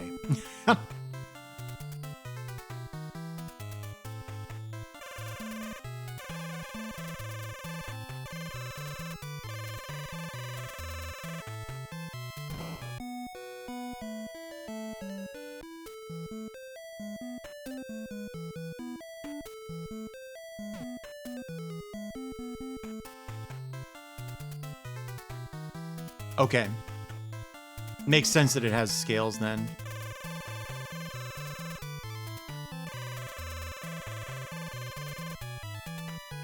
Oh my god, I didn't read that. The oldest village in the Ghoul realm. Got it.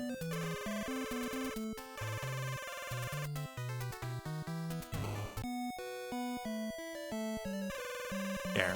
That's the password. You.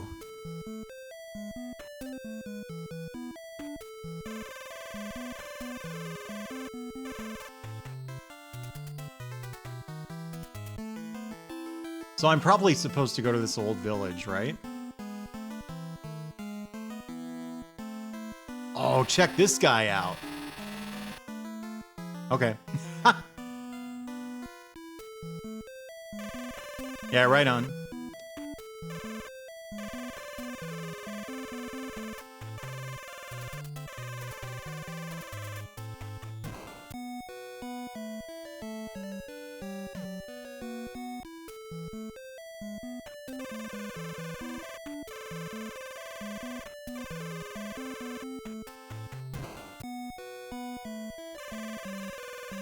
Hey, Objected Binary, how are you?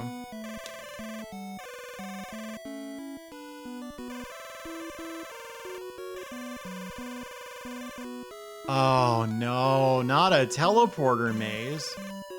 I mean, yay, a teleporter maze. Hey, an okay guy, how's it going?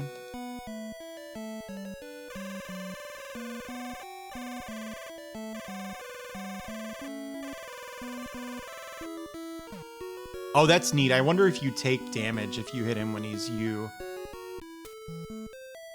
I want to try that now.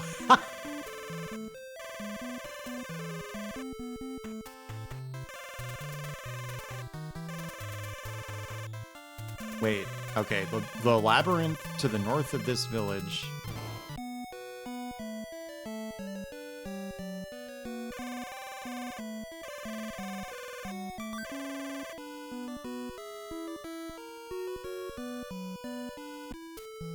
What? Was I touching the stove? I knew that it was hot.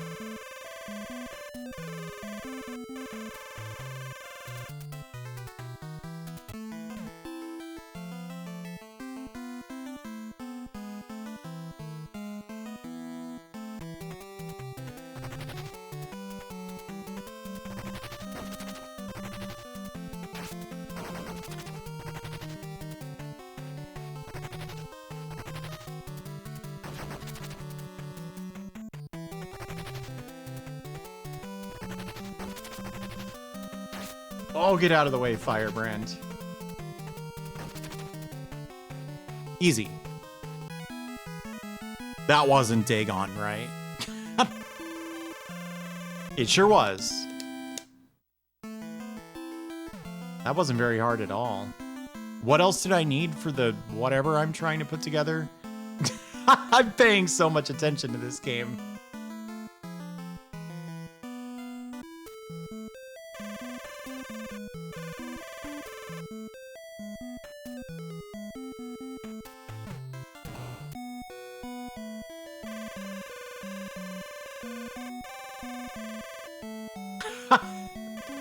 The essence of the Ghoul Realm was that thing I just got for free, right?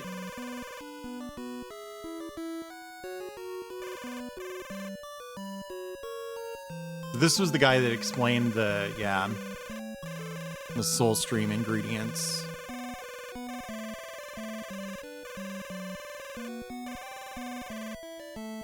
Okay. So I need to go get the water. Doing the thing with what's it?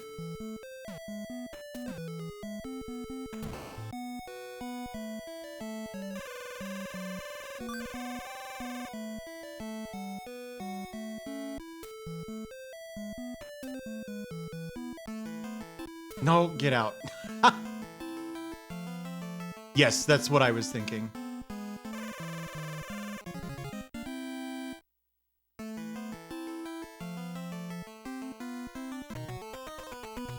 Oh, good song. Oh, this fire looks really bad.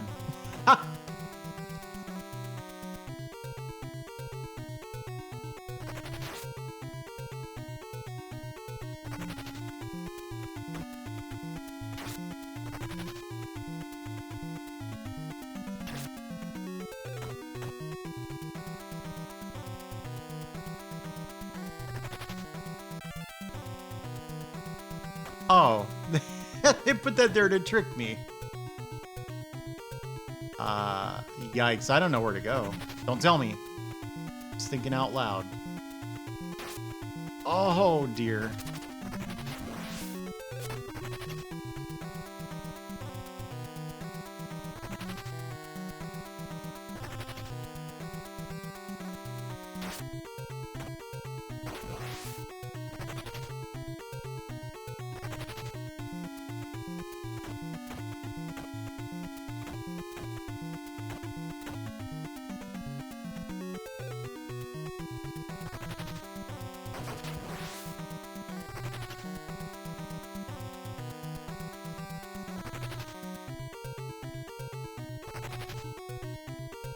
I think you want to just do a full jump immediately when you land on the... Okay.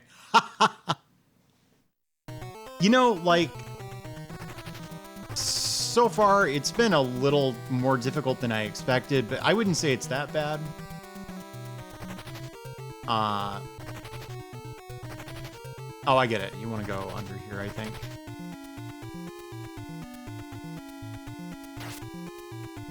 Oh, I made it, but I didn't believe in myself. It's a little on the tedious side, which I didn't expect. Because it's really time-consuming to, oh my gosh, make your way back to where you were after you make a mistake. Alright, this is what killed me, right? Oh, you want to hang on the side of that platform, I see. And you move pretty slowly, also. Ooh.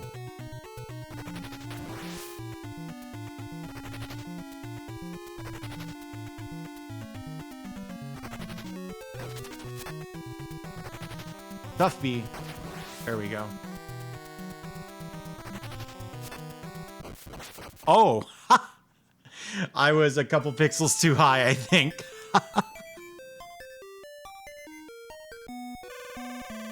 Oops. Alright, what items do I have? Alright, I got everything.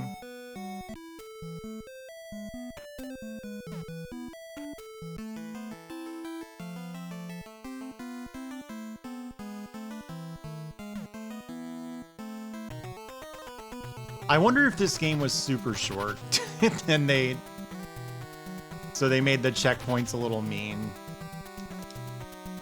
that you could get your money's worth out of it. I keep landing on that and then, like, not reacting in time.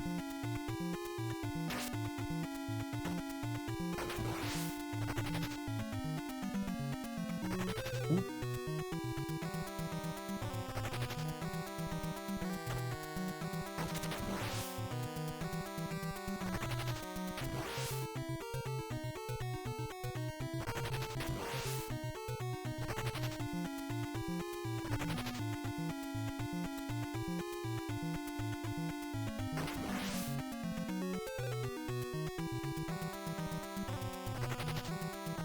This game is pretty cool, though.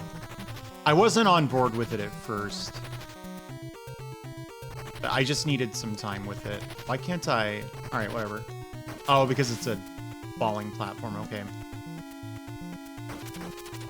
All right, bye. There was a platform down here, right? Yeah.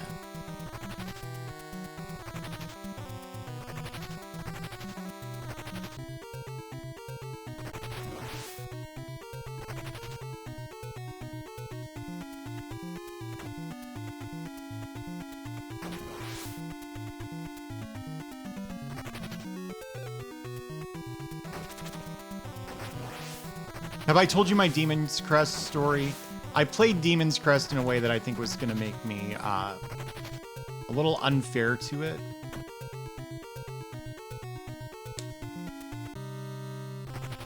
Cool! 2 monsters.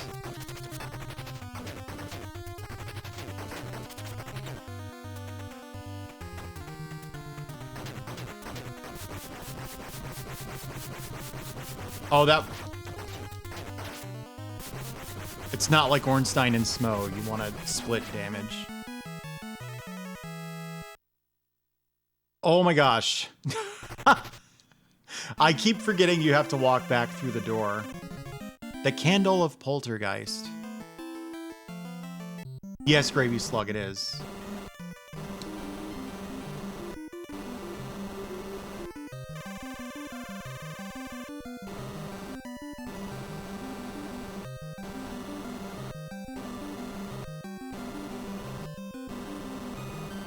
Did I lose the tornado? No, just not using it.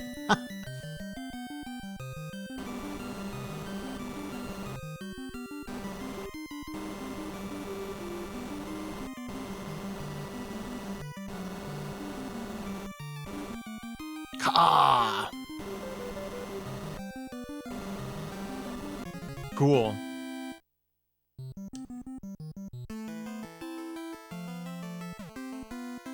There was a save guy down here, right?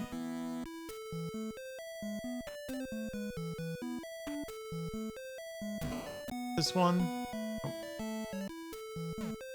I played it all in one sitting and I didn't look anything up. I don't think I got the, like, true ending where you fight that super hard boss that takes, like, 5 minutes on a successful run.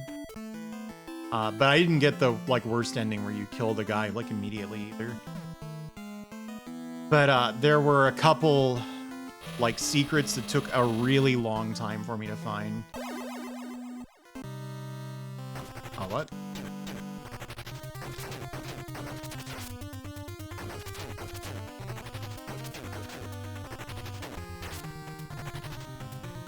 Well, this dude just kills you. Look at him go. That true boss is messed up. I've watched somebody beat that. It takes so long.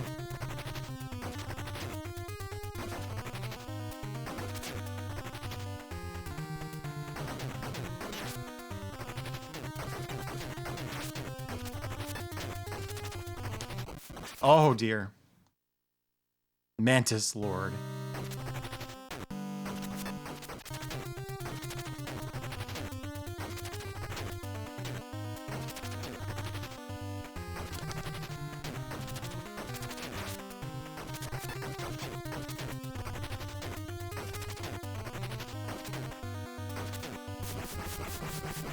Oh, that guy was actually really easy.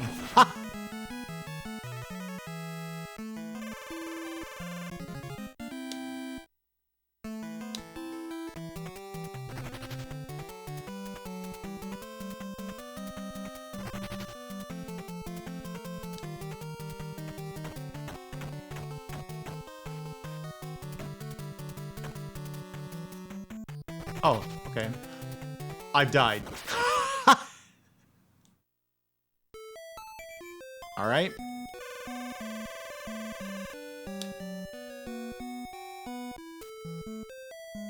I think this would be a fun game to try to do a deathless run of. And like, if you're doing that, the like tedium of repeated attempts on parts where you're stuck wouldn't matter because you'd be going back to the beginning anyway, right?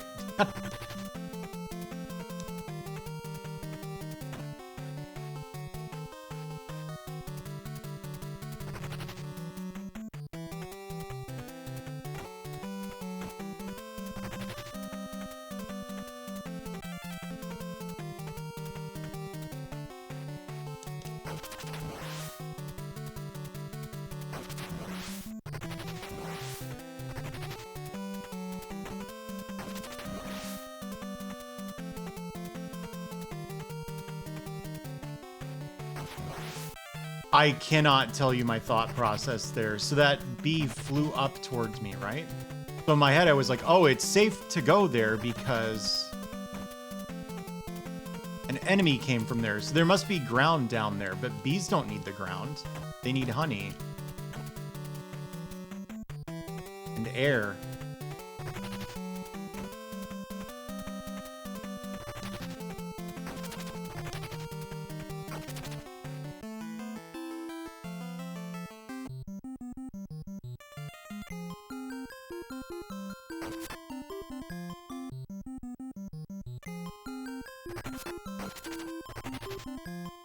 Flowers do, but that's their problem. Oh my gosh. Oh my gosh. Oh my gosh.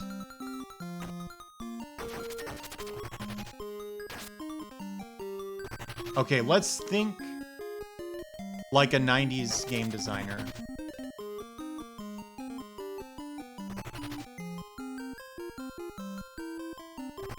Okay.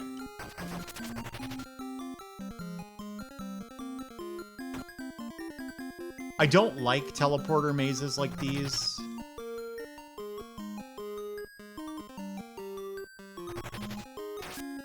Oh my gosh, dude. Something I've found is if there's ever a choice between like the obvious exit, like the first one you see, and a less obvious exit, you just never ever take the obvious exit, and you usually beat these things like first try. I kind of thought those might hit me.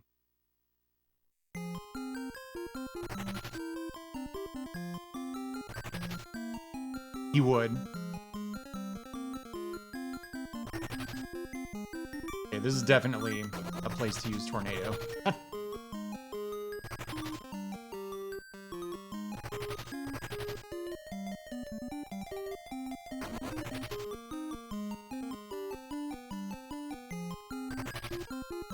The East 1 final area is...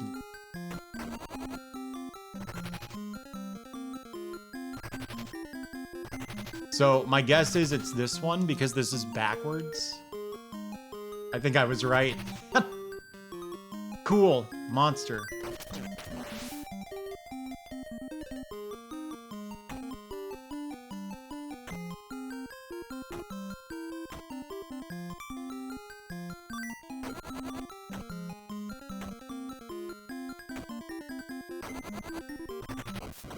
Whoa, whoa, whoa, whoa, I hit my head.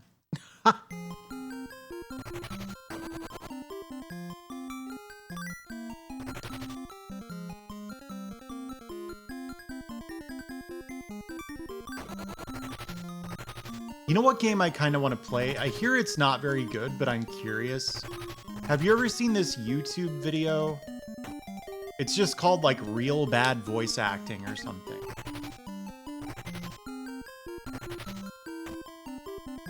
It's of a game called Chaos Wars.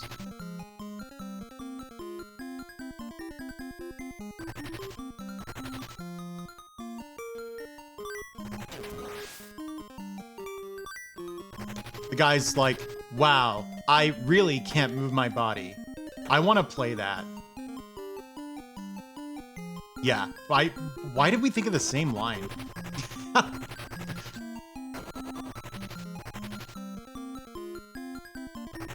So, can you move Uru? Karen?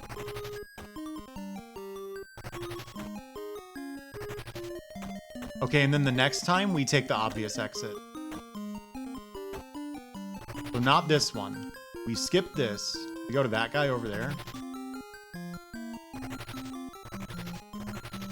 Have I taken any damage? Well, that was pointless. So we take this one. No.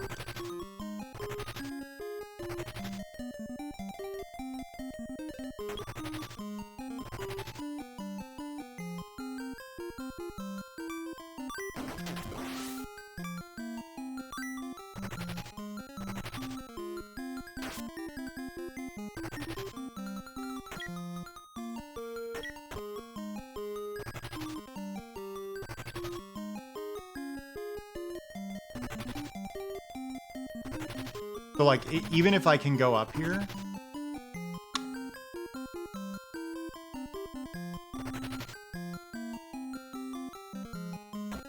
Nope, I was wrong.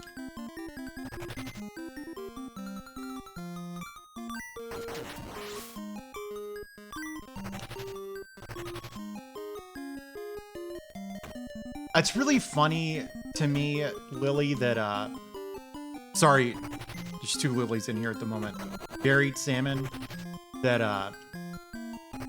the Tengai Makyo people worked on Code of the Samurai. I promise you, Tengai Makyo is a lot better than Code of the Whoa. No, did you 2 plan that? You did it at the same time. Thank you, Ray.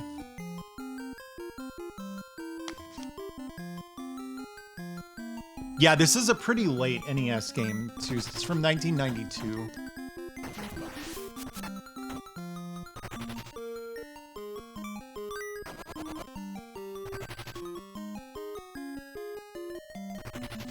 Nationalist Fujoshi.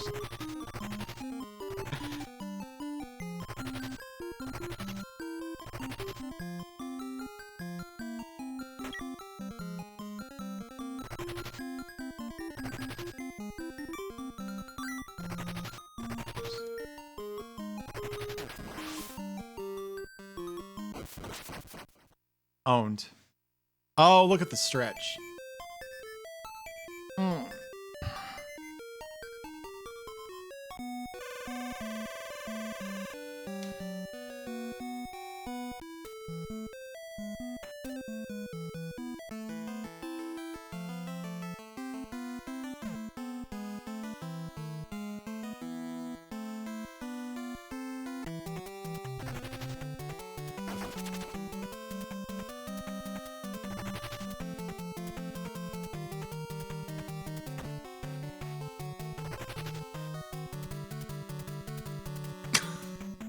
I did it again.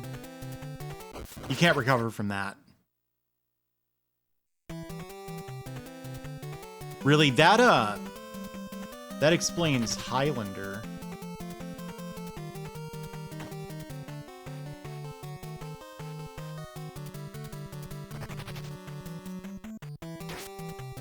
Oh, the bee found me this time.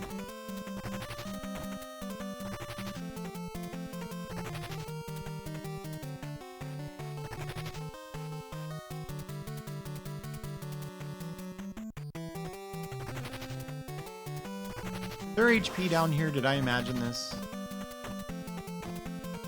I think I did. When are we doing Highlander 2? Hopefully soon. Okay, alright, I made it. The planet Zeist.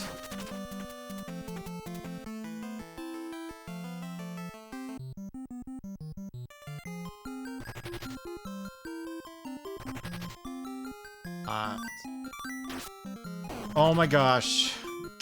There. Okay, the controls for the menu are a little confusing, so it's like... You have to hit the start button to open the menu, but the only button that will close the menu is the B button.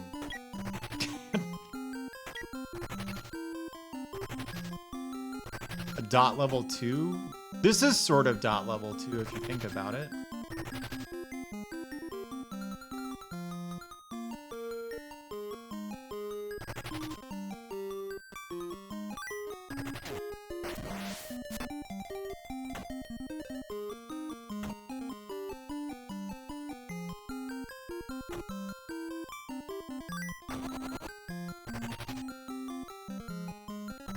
It's like a smartphone. You know how like the earliest smartphones today are just like huge and unwieldy, but at the time they seemed, you know, sleek and everything. And as smartphone technology advances, they make strides in miniaturization. That's what happened with me. Okay, the game decided to hit every button again.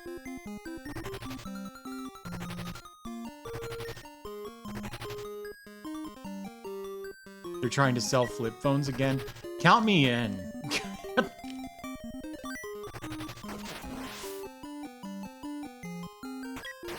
Oh dear, I didn't have enough room.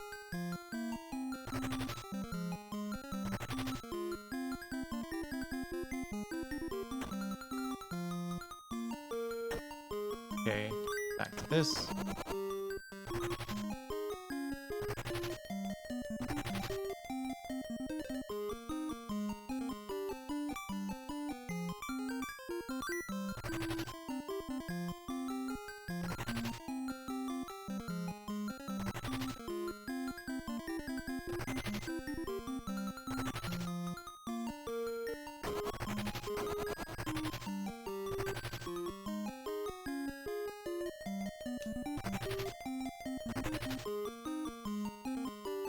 I picked a completely random mirror. Okay, I can see which ones are gonna fall now. They have a really... This is driving me nuts. I'm not sure what's causing it to blank out the screen there. That's... Normally when you create a save state on an EverDrive, it looks like that. But save states aren't enabled, so I'm not sure what it's doing.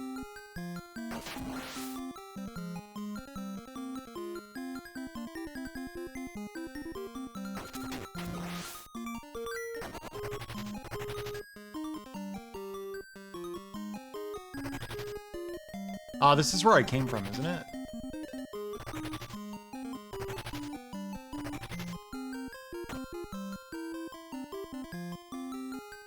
Yeah, okay.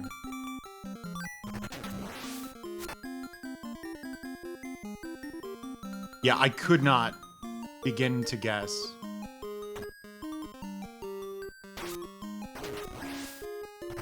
This is the most difficult mirror to get to, but it's not the right answer.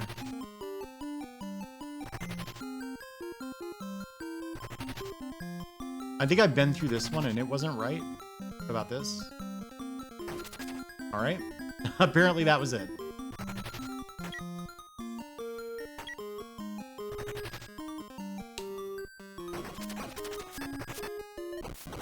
Oh, wow.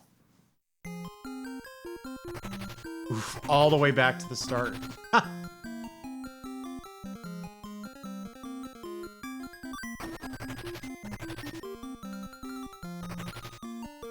What? The tornado makes them collapse, but they don't... It's never worked as a weapon before.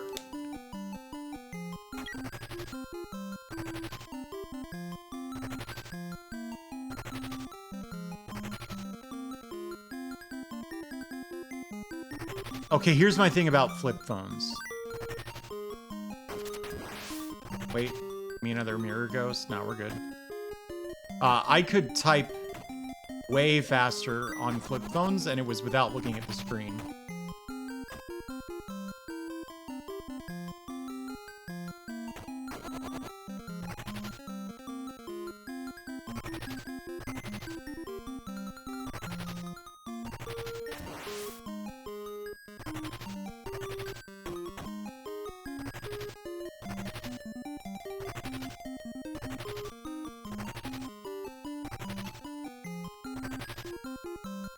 I'm still way faster at T9 than swiping.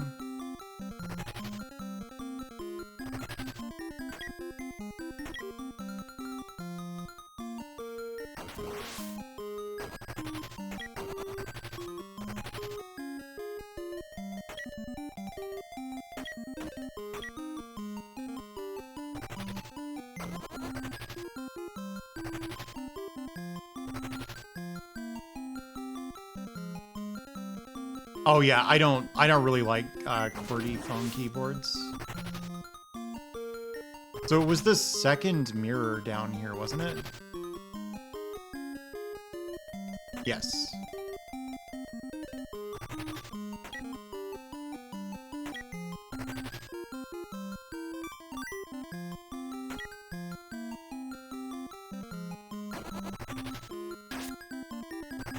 Oh. What a trick.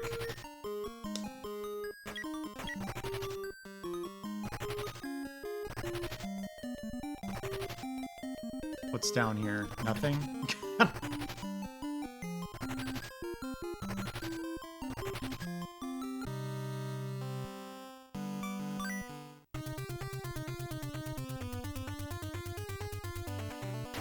Whoa! He's so fast.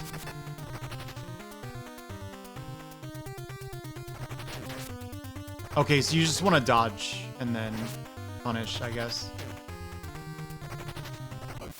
Ooh, tricky.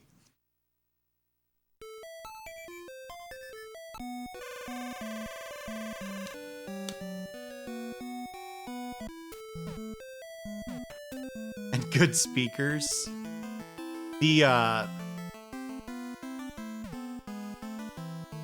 This is neither here nor there, but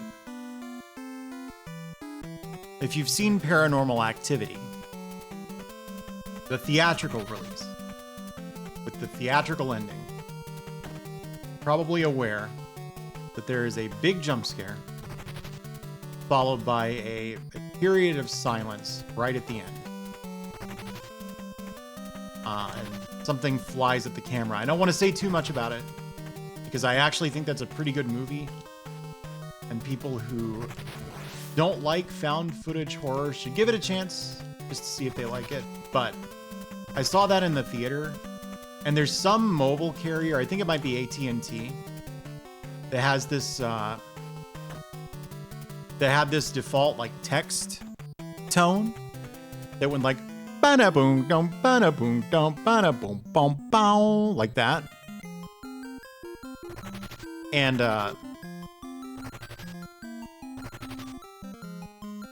wasn't there a ghost in this mirror? Nokia, okay, yeah.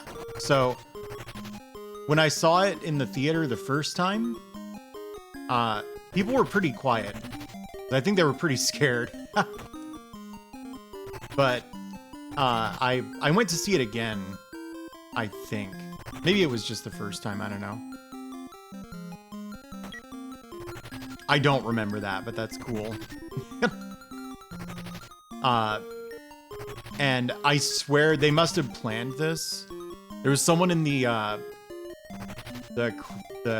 audience who got a text at that exact moment. So like, it's like boom, boom, and then silence.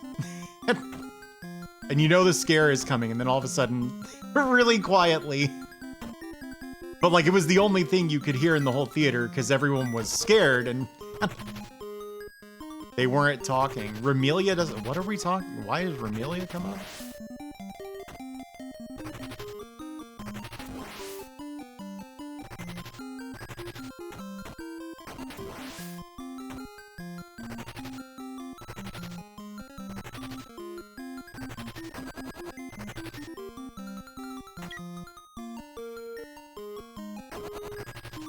Oh. I see.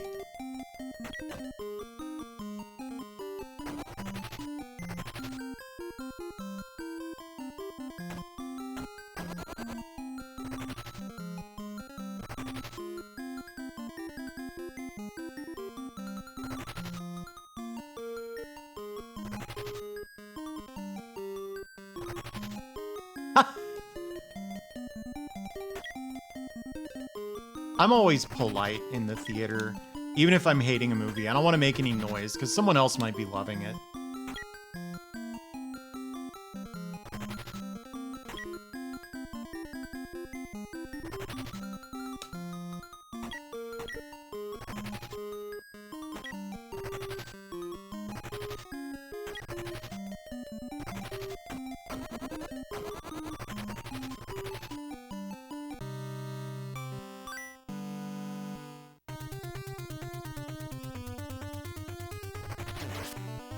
Again, you wait for him to transform, and then, only after he dives. I knew not to do that. I was just saying this out loud. I think if you just wait here, you're fine. Yep, see?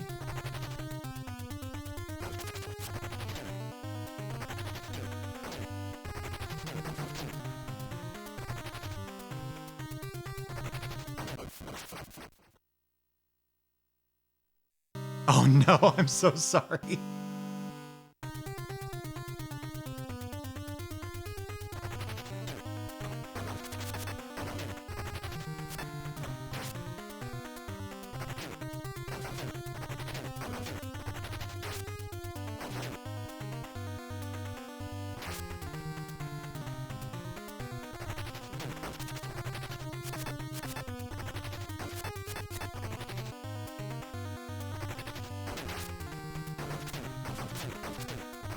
I wish I could just live in the wall.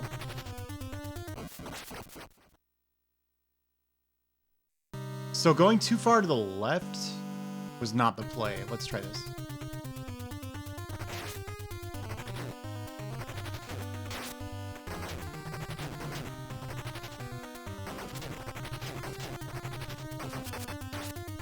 What? What even hit me? Oh, right. I hit me.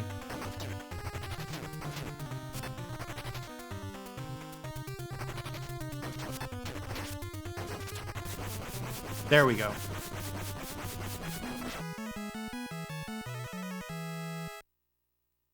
No. I've been expecting you.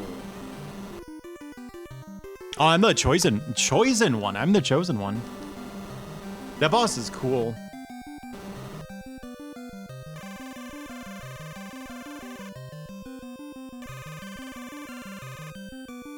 It's the crisis of the ghoul realm.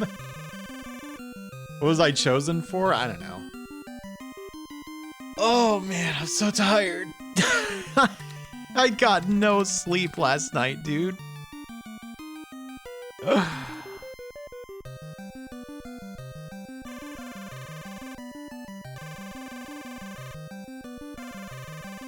That's a red gargoyle. I want to just screenshot this. Hang on, I'm gonna wink. There. Hang on, just a sec. Just a sec.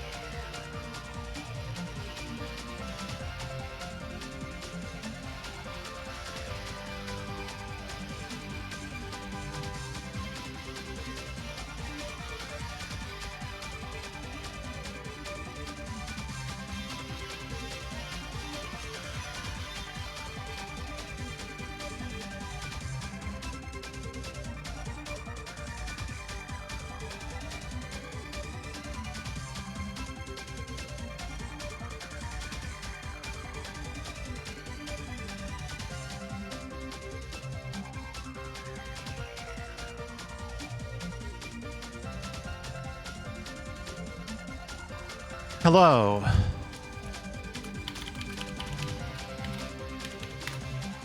That, it's parsing it as a URL, but it's a game title.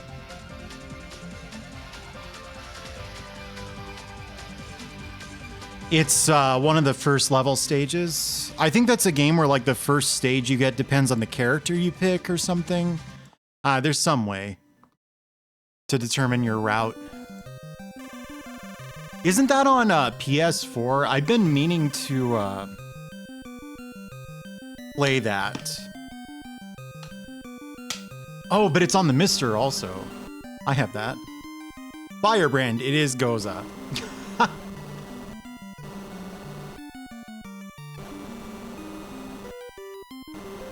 Brieger?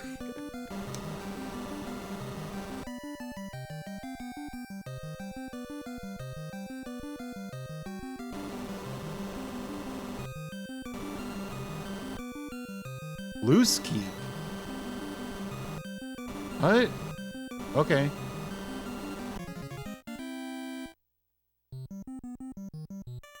Yeah, and that's one of those really fancy ports like Danganronpa where it's got a bunch of cool features, right? Naga's Path, southeast of this place. Oh, God. Only one of several entrances. Yeah, I want to know the password. Yeah, it has that.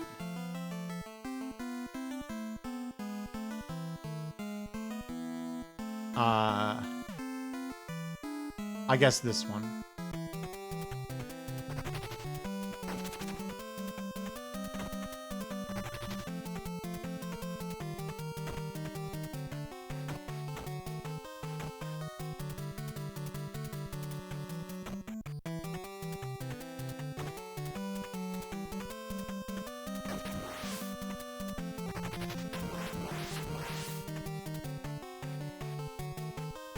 I made a mistake.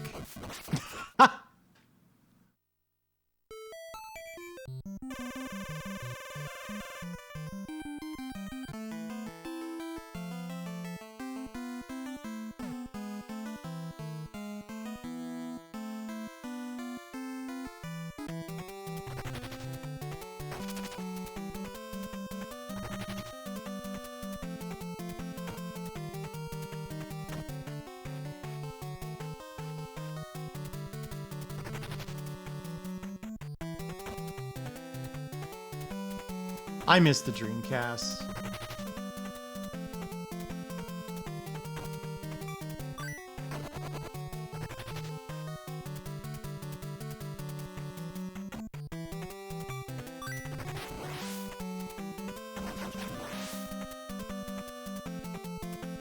I died. Nope, I made it.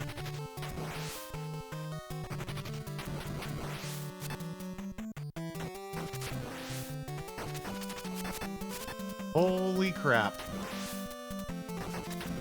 Much better.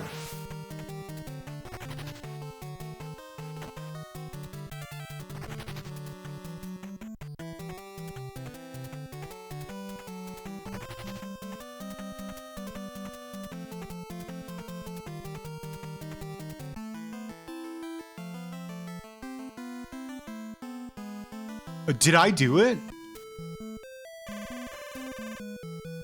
How'd I understand? Okay, you know what I mean though about like if you play enough of these games, you kind of get a feel for like what the designers think the least. King Rushifel. I wonder what that's supposed to be.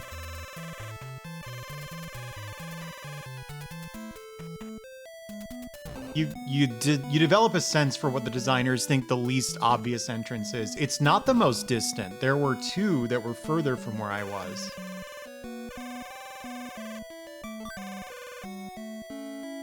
How many vials do I have? 99?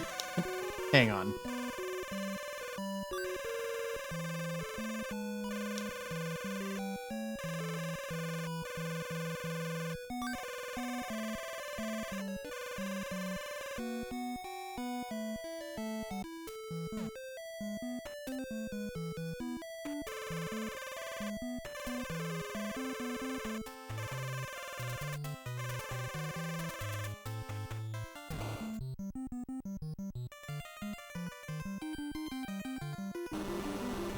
Oh, that's the candle.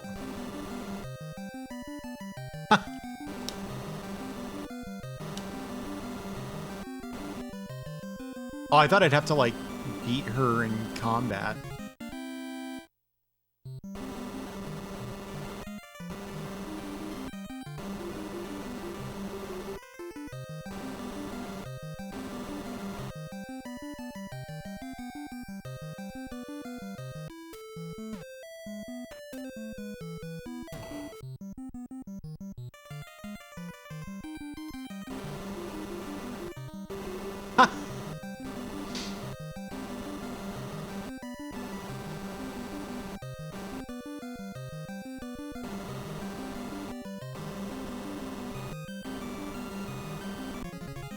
Cool. Eltriok. That's uncalled for. You can climb up the walls of thorns?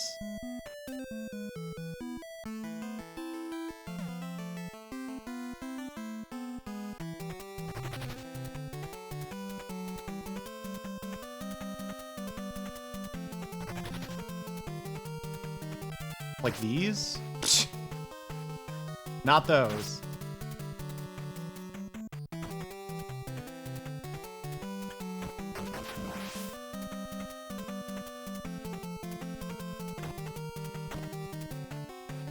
Well, yeah.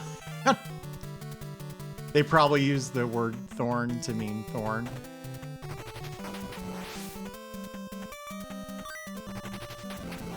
That's what it is.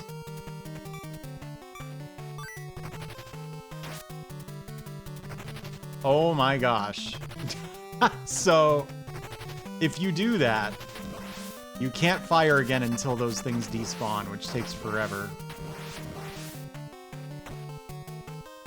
I feel like I said this like last week on stream, but when the see look, this is not the most distant entrance.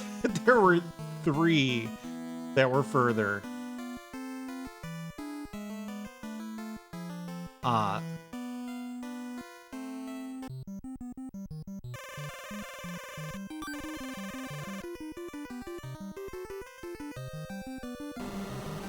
You seem to have obtained the power. But anyway, I was big into the Dreamcast when it was new. And there were just so many fun games on it. And there was so much stuff coming out for it that when it got discontinued, I was like, wait, what? Like, I thought this thing was flying off the shelves. I had no idea that it was like a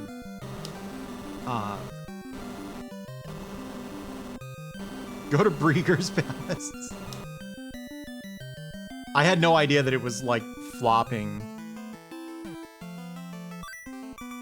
Yeah.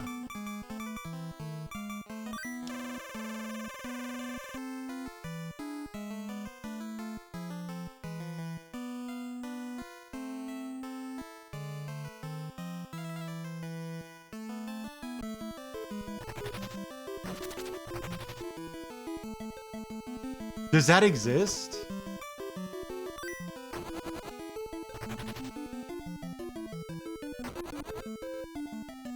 Whoa, this thing looks awesome. Look at that cool monster.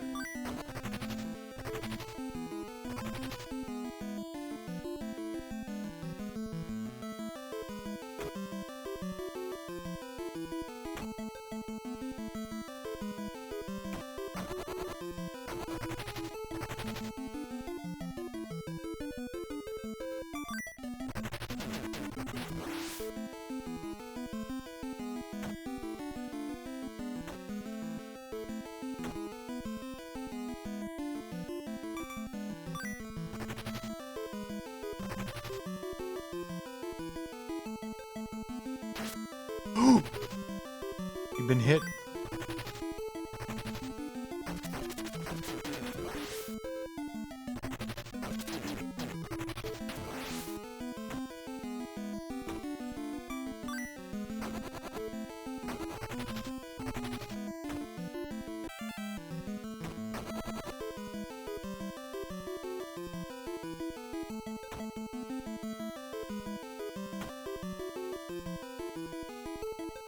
Thank you, Booyun.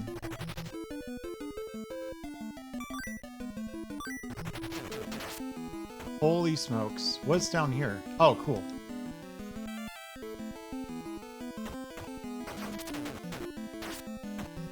Damn, that thing is really hard to avoid. Alright, bye.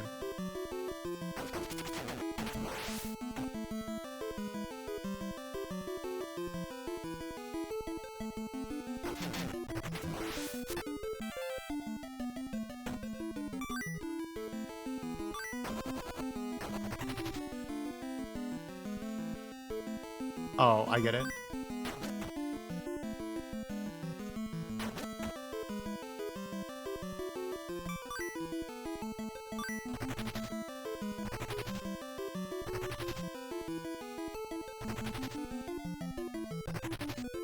I bet if you kill that guy, the lights go out.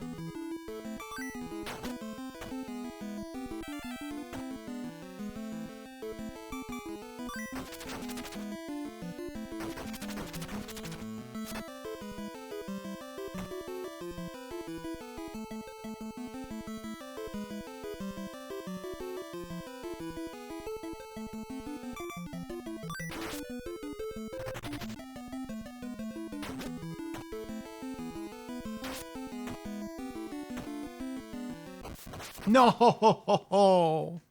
I was so close, dude.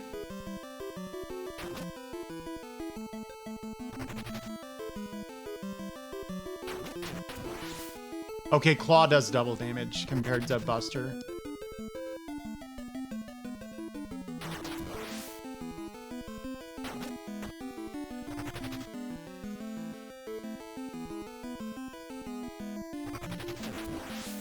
So, what I've heard about the Dreamcast is that the launch was very successful and very promising, which is probably how I got the impression that it was, like, doing really well.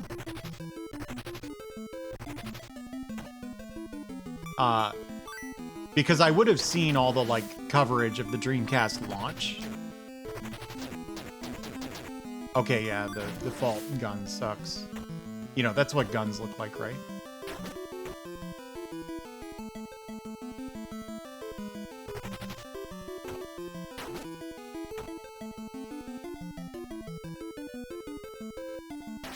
Oh no, Dot.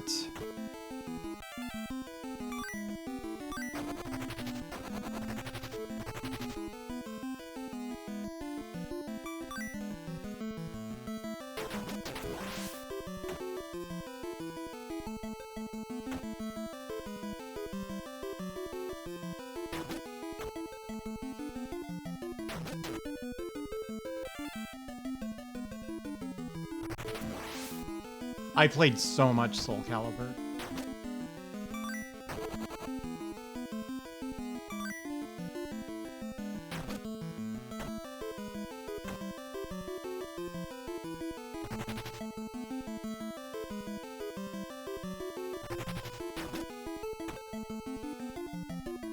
Guess who my favorite character in Soul Calibur was? You'll never guess.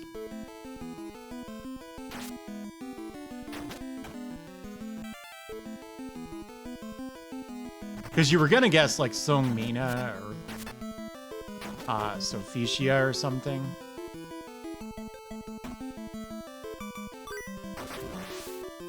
Yeah, I was right.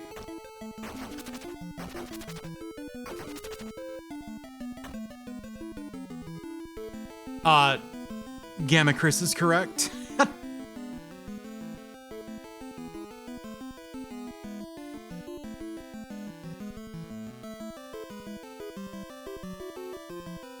Link was in Soul Calibur 2, which I never played very much of.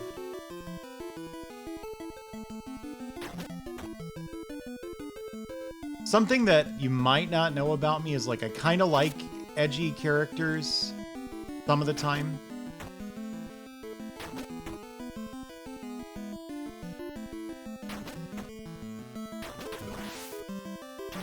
Oh dear. The claw doesn't last forever. Oh my gosh.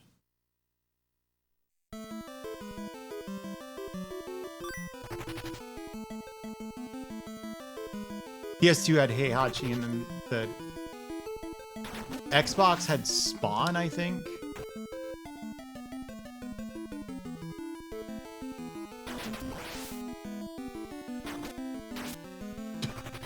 I messed up.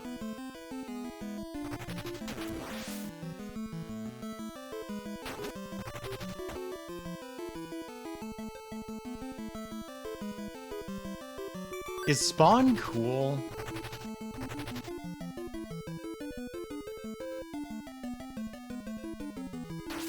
Oh, Dot, again with this. Oh my gosh, I could have had a full life bar.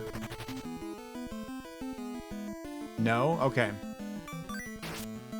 I'm so upset that I keep falling on the spikes. Okay, would the part of me that likes Shadow the Hedgehog like Spawn?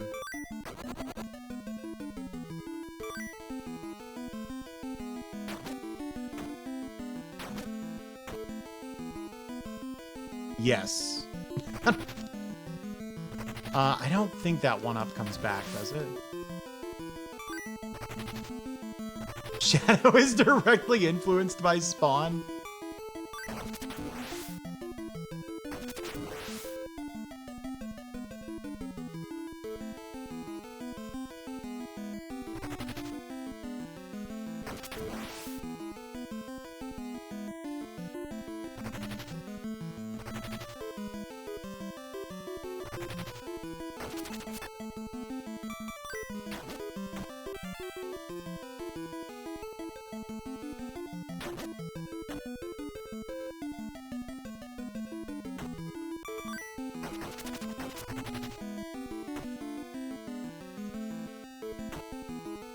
I love the videos where you hear a really messed up scenario from...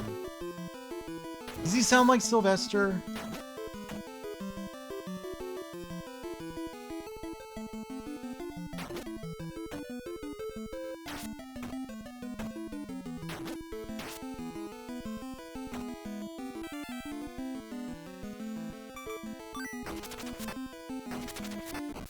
No, thank you, CC. Oh. Oh, nuts.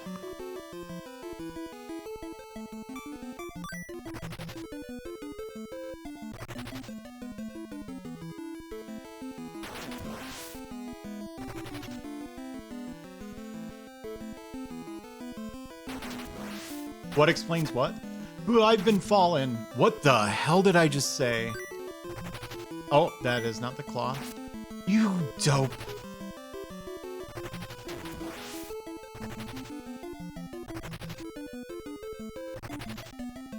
Hey, Ilya, how are you? Ooh, close.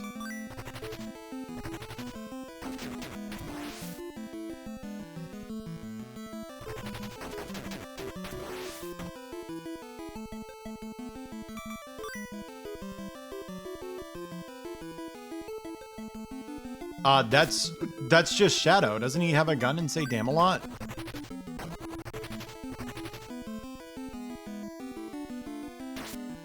It's so hard to react.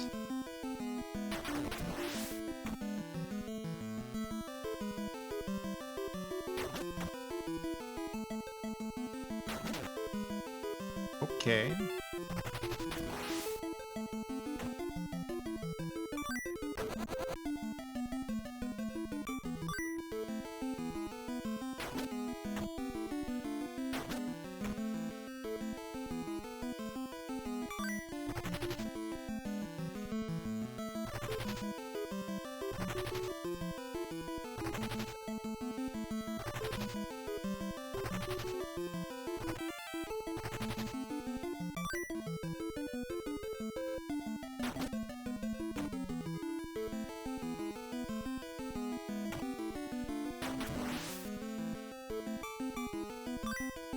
It's cool that you can't even see the HUD. Like, I'm sure that's something where technical limitations meant that that was how this lights out effect worked, and they were like, wow, that's cool. We have to not fix that.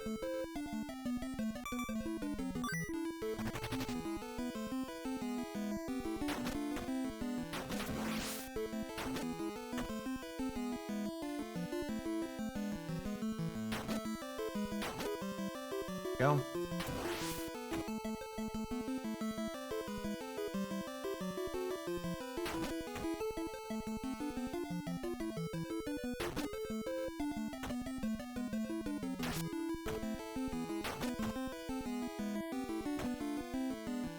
How do you not lose to this guy? Oh, there we go. That wasn't too bad. Whoops.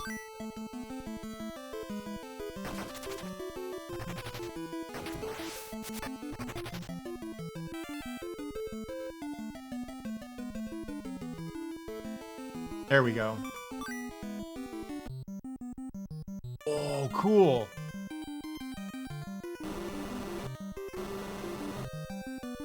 I must destroy you.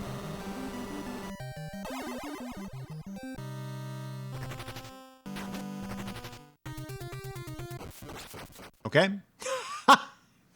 Good job. He did it.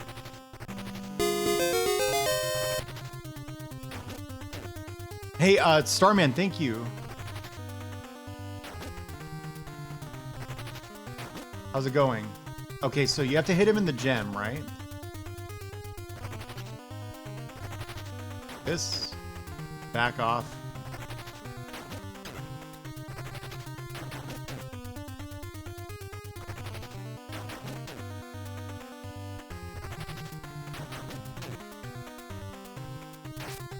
Ow. Wow, that was a big hit. Just do this, and...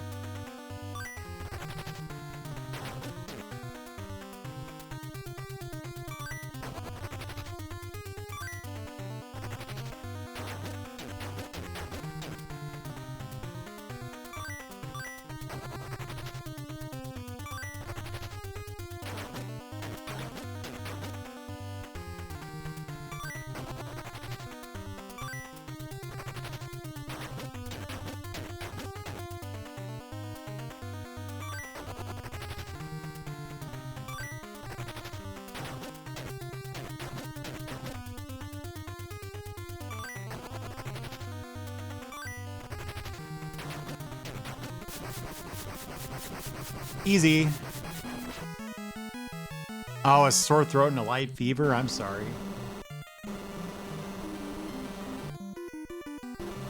Oh, right. This isn't Breeger. This was Goza.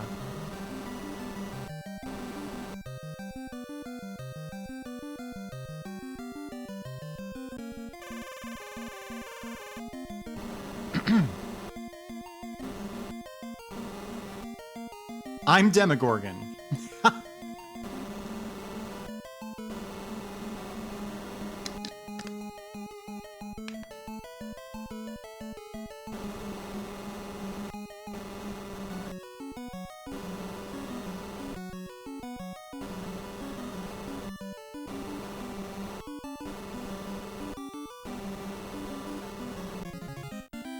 The Mammon's Hoof.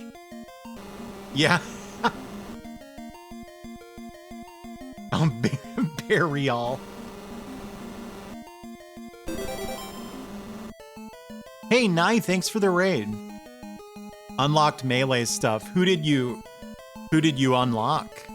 Hi everybody, I'm playing Demons Gargoyles Quest 2, I mean. I think I'm pretty close to the end now. Yes, exactly. Azuma Hatsuki.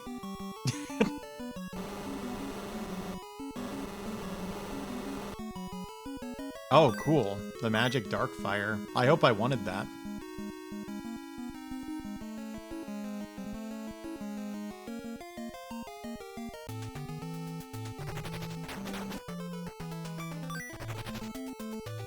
Whoa, that looks awesome.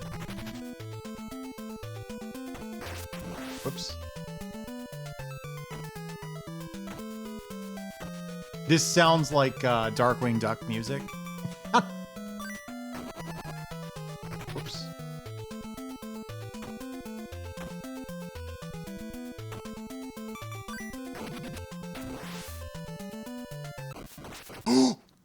I fell.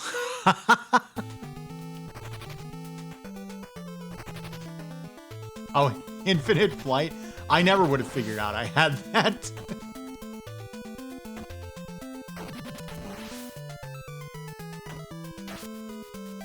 You're supposed to...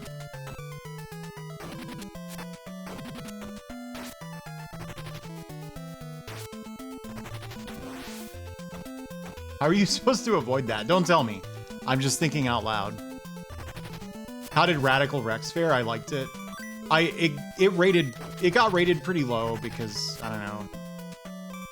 Pretty boring, but I don't know, it was fun enough.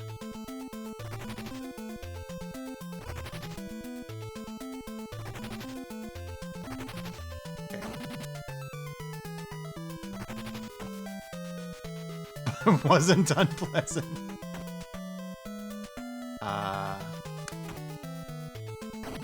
I should be safe here, yeah.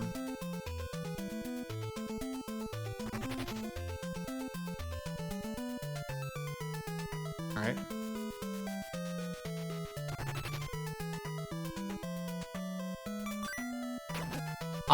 I love this mouth like turret.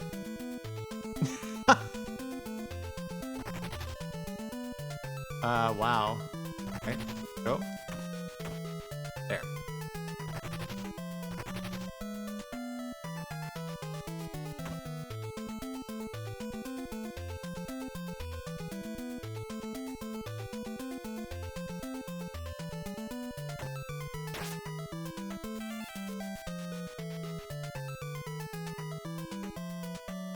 They knew you couldn't avoid some of these. They're like, sorry. Oh dear, instantly, huh?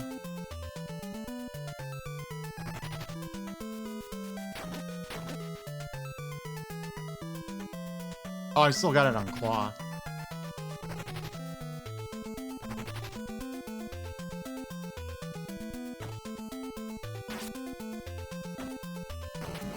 Whoa, that's some damage. See that?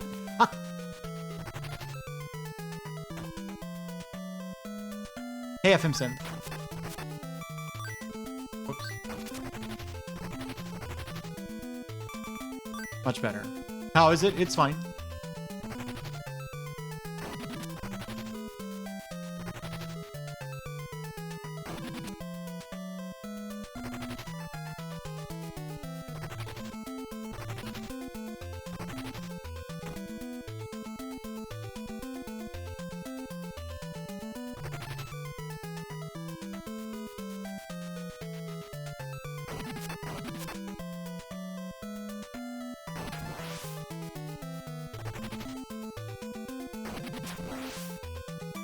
Bill, are you an FF5 fan?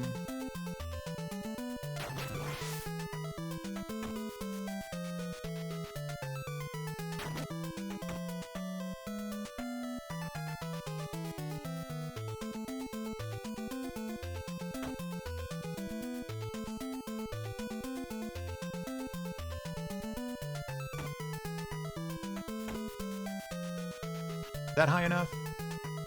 Not quite. No. There we go. It's fine.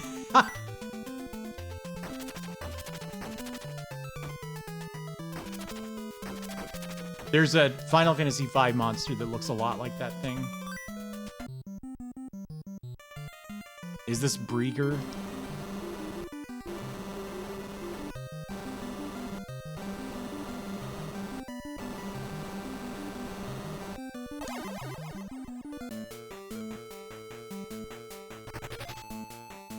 Holy crap. Can I destroy these? Alright, that's not too bad. Oh my gosh.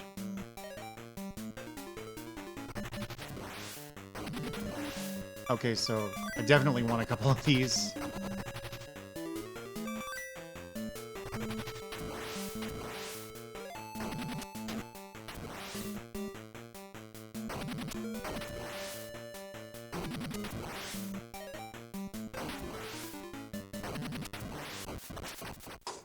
Tough. Hey, iPompous.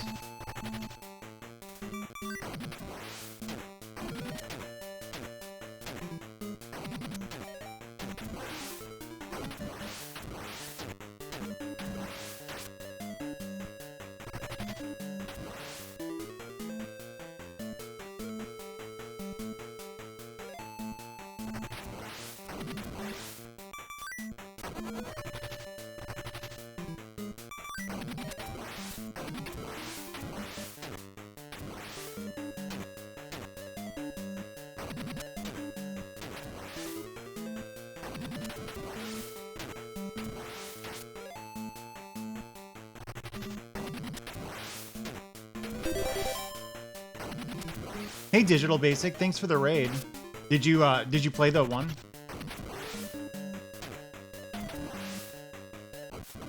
Oh, you did not yet. Oh, sub. I'm on what I believe to be the final boss. I don't think this is going to be the run, though.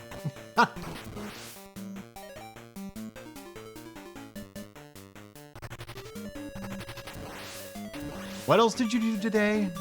I can't talk. What else did you do today?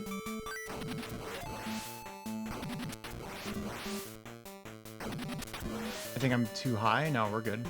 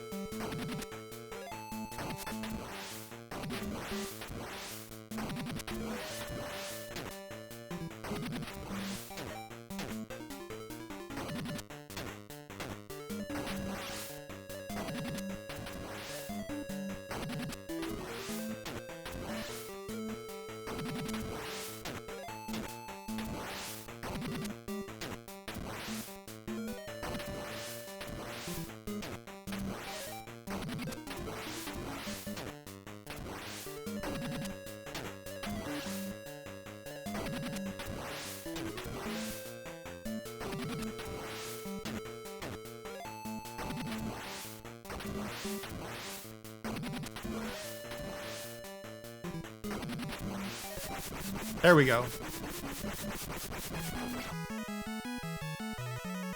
Oh yeah, Spark the Electric Jester. Oh, that's not the final form for sure, right?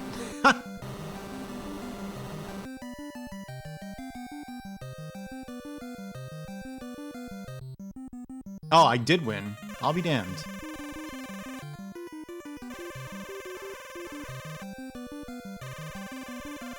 The war is cancelled.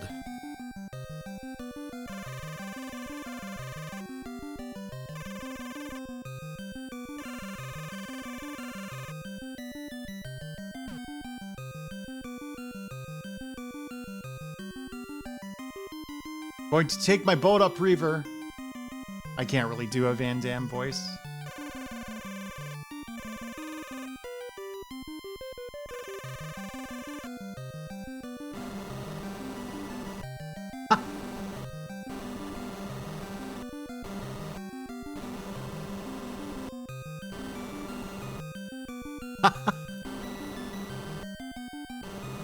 It is under construction, and if you like it, that's cool.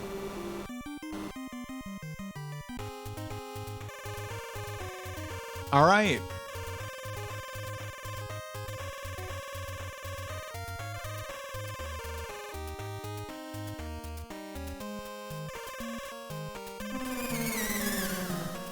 Rachel Retro. That's uncalled for. I had my moment. I get to rule over the human realm, and I released my power into the ghoul realm. And now you do this to me.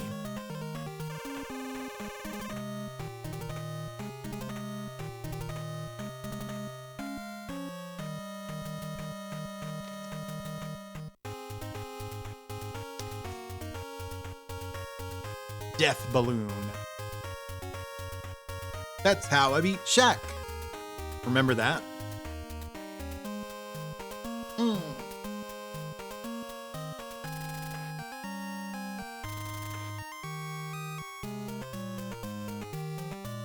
Wildcats.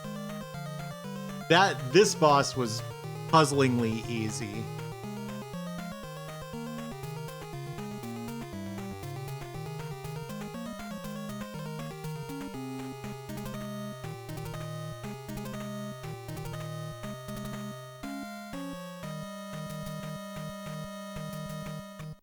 True.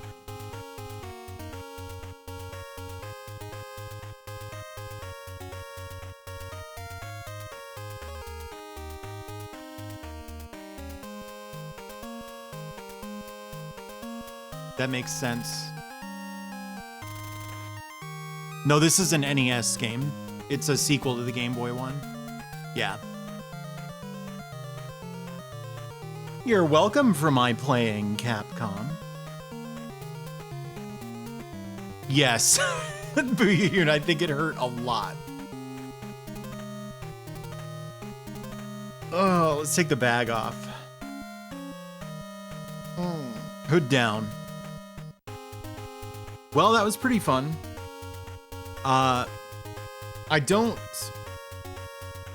Normally I don't cut stream at 10 p.m., but I have a full week of streaming ahead of me. For anyone who doesn't know, I'm starting a subathon.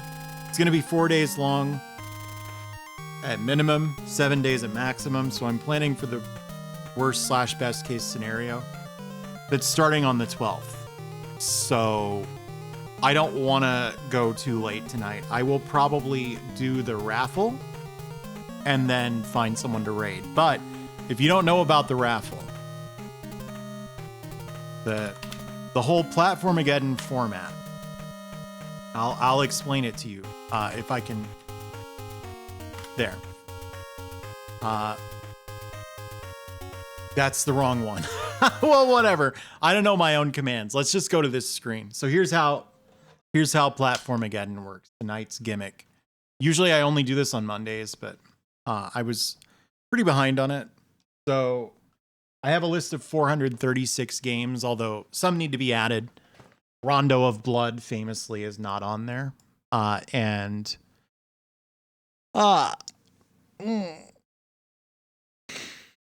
My bot picks 5 games at random from the list, and after I beat a game, we run a raffle, and the winner picks from that list of 5. So, we have to put on the Platformageddon. I am reviewing the game music real quick. Let's do there. There.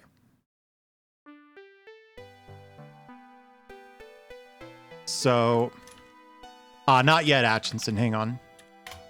If you want to enter the raffle to pick it's not the next game. There's a backlog, so it's like the game after next. Then hit ! raffle. And I will end the raffle after I review this and then find somebody to raid. If you don't want to stick around for any of that, I just want to point out that tomorrow I am playing, my guess is, Ocarina of Time. Which I'm enjoying. I didn't enjoy it the first time I played it when it was new. So that'll probably be tomorrow. Inspector Gadgeter's Stargate. Yeah, that's a pretty funny idea. All right, hang on.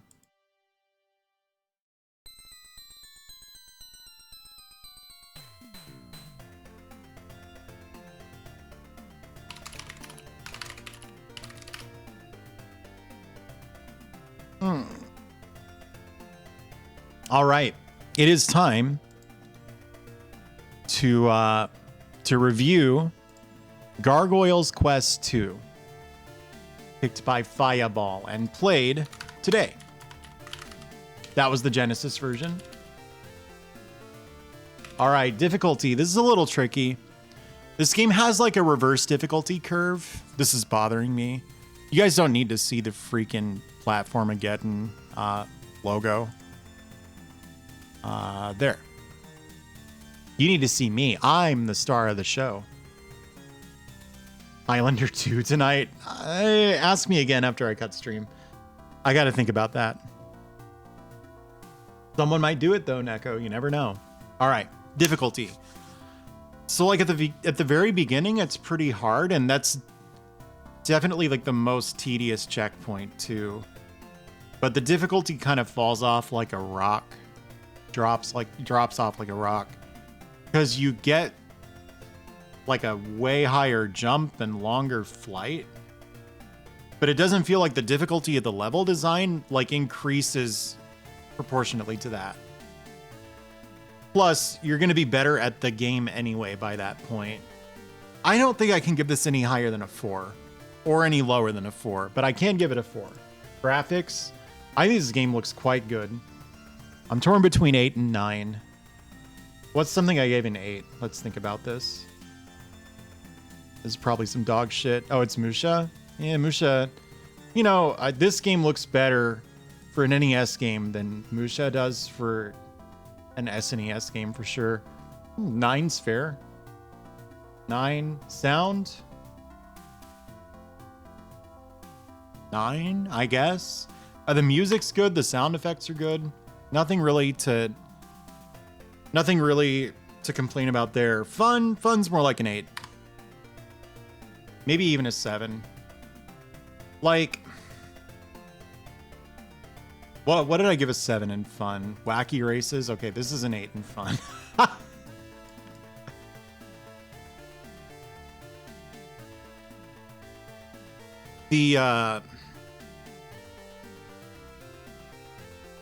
How do I put this?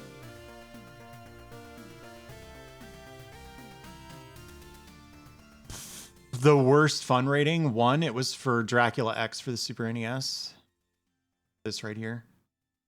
I'm like the biggest Castlevania fan in the world, and I really don't like Dracula X.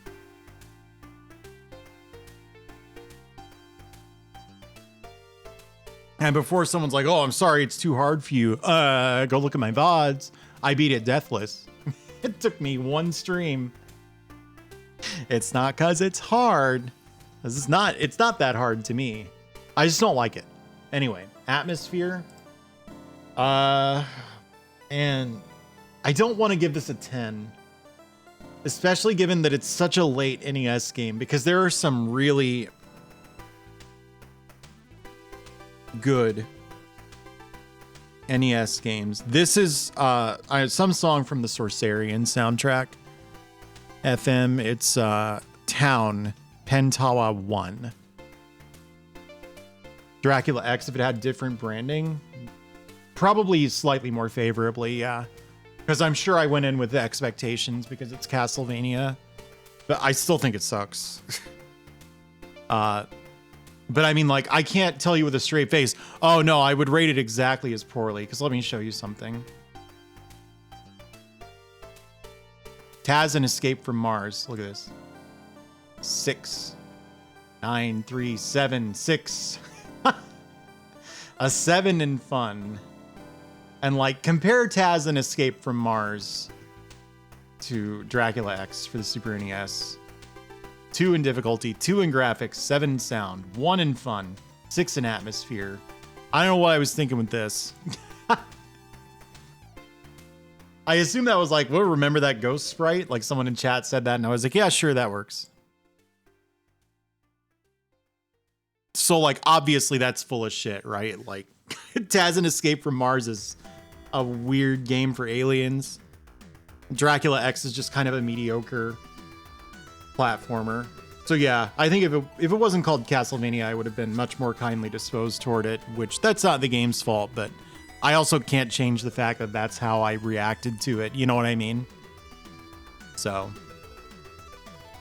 numerical scales in reviews, they're not good. That's I don't know why I bother, but I do. Atmosphere. This is a 9. Because if you want to play games with like just unparalleled atmosphere on the NES, I think Konami's shoot 'em ups are better. Gradius 2 is an example of a game that You feel like you're on an adventure, you know? You feel like you're in a fantasy world. Bionic Commando. Final Fantasy 3. And Gargoyle's Quest feels a little too, like, video gamey to me. So this is something that I mean, let's be real. No one has any respect for the review scale, and I don't think it deserves respect, because obviously I'm just kind of making arbitrary choices. But I've had people ask what the hell atmosphere is, and I'm like, I don't have an answer to that. I don't know, but I do. Atmosphere is like, to what extent does the game feel like you are on an adventure, you know? There's a difference in my head between, like, I feel like I'm playing a video game and I feel like I'm on an adventure. And high atmosphere games lean heavily toward the latter. You know? So, this is a little too video gamey, but it earns points for the like Dragon Quest style overworld. You know? I think there's some interesting, like, really forward-thinking elements there. That makes sense. This game's from 1992. By NES standards, that's very new. The NES came out in 1983. Well, the Famicom did. The NES came out 2 years later. So, almost a decade after the Famicom came out. You know? Yeah, it's like a 4, honestly, like a 5. Good job, Capcom. This is a pretty good game.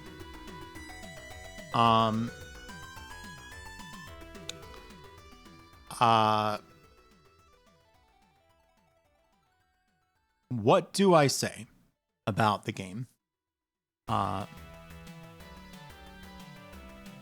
Astyanax has not been played yet. Somebody should have a link to the review sheet. But as you can see, I've only done 52 games. There are many that still haven't been played. I've played Astyanax before, just not as part of this. And, like, everything gets played for this, even if I played it 400 times before, like Mega Man X. Anywho, I guess I have to actually write the review now. Once I write this, I'll, like, kind of sound out last call to enter the raffle, and then end the raffle a couple minutes later. So that's the flow here. I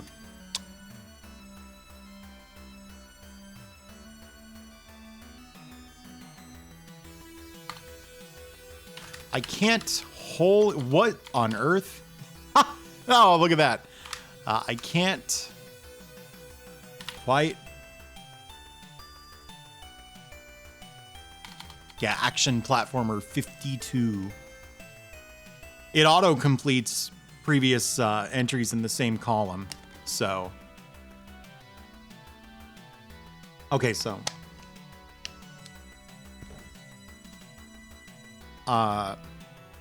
Before I started streaming on Twitch, I must confess,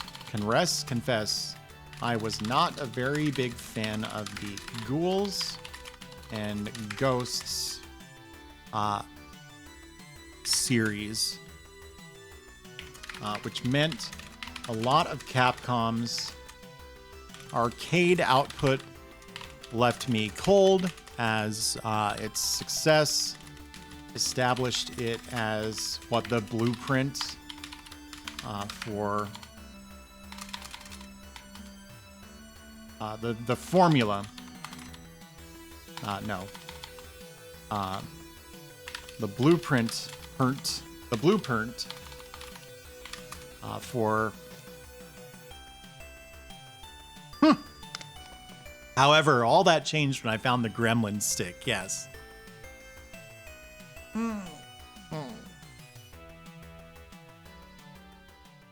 The blueprint for action platformers for the company.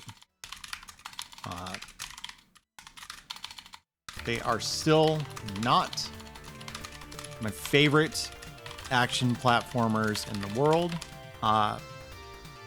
But having beaten several of them now, this means 2. I've beaten 2 of them. That's several in some universe. And put serious time into Deathless Super Ghouls and Ghosts attempts. I've come around on them quite a bit. Whoops. All right, that's it. That's the review. At the end of the day, I think Castlevania's great innovation, we're talking Castlevania 1's, was complexity.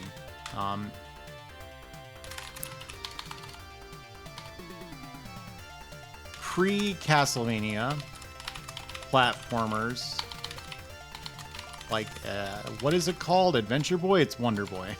Wonder Boy, Super Mario, Pac-Land, etc. Almost feel like a game of horse.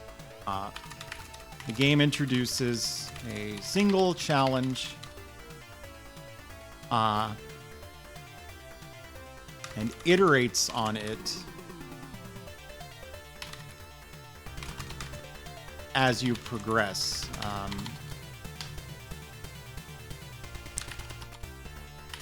I think this was a clever way to introduce some variety into the looping arcade game structure. The looping structure of arcade games, think Donkey Kong, Pac-Man, etc. And was especially useful for creating challenging, satisfying platformers with when ROM space was at a premium. But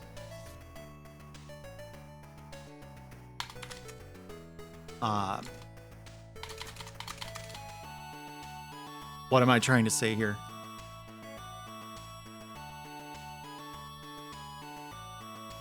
Oh my god.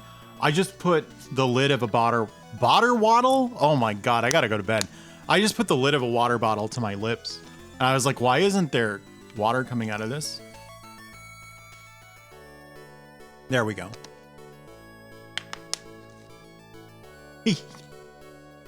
Yeah, you got it, Ilya.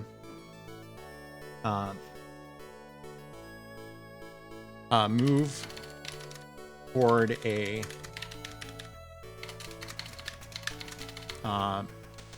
move away from repeated level geometry and toward, how do I put this?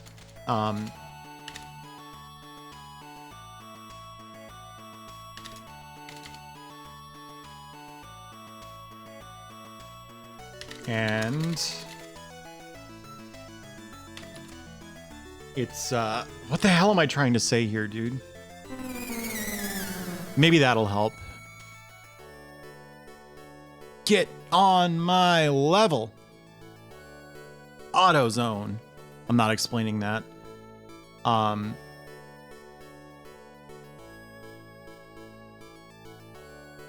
Use of, I've used this term a lot, but I think this only makes sense to me. This is not like a like an established like game design or game deconstruction term, but I don't really know how else to put it. Layered threats to create a wide variety of challenges from a set of enemies that in isolation are relatively simple.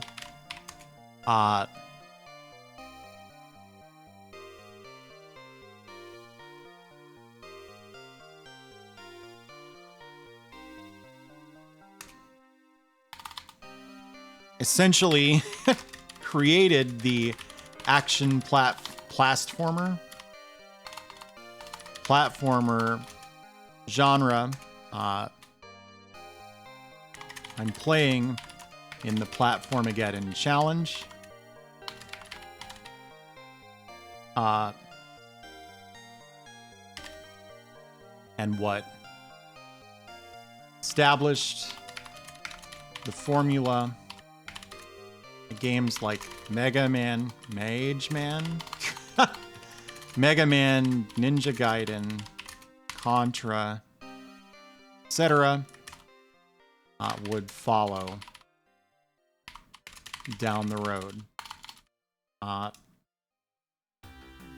Whoops. And scene.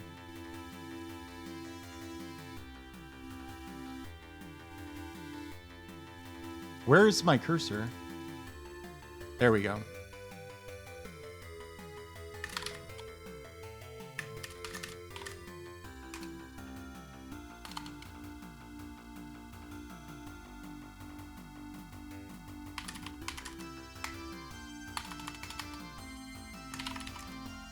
Games like Gargoyle's Quest 2 and Valis almost feel like they came from a parallel universe where this shift in platformer level design paradigms never happened at all.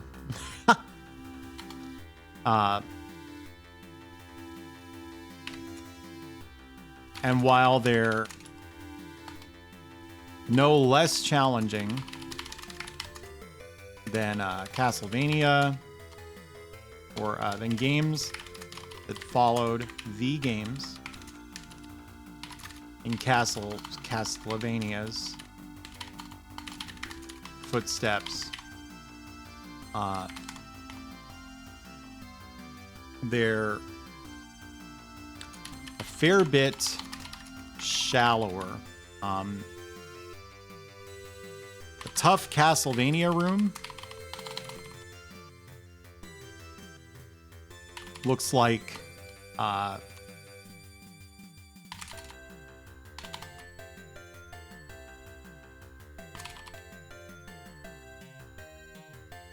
involves tanky, stationary enemies guarding pits, while Medusa heads and birds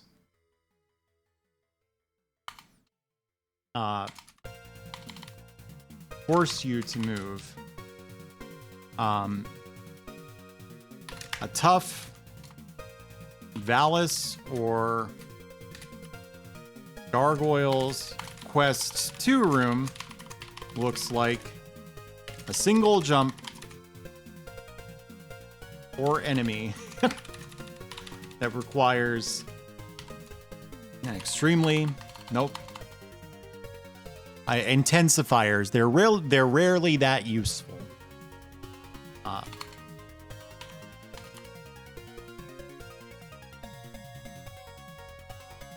A simple solution. It's difficult to execute. I must confess, this is not quite my preference for action platformer gameplay, but Gargoyle's Quest has a level of polish and charm that I can't deny.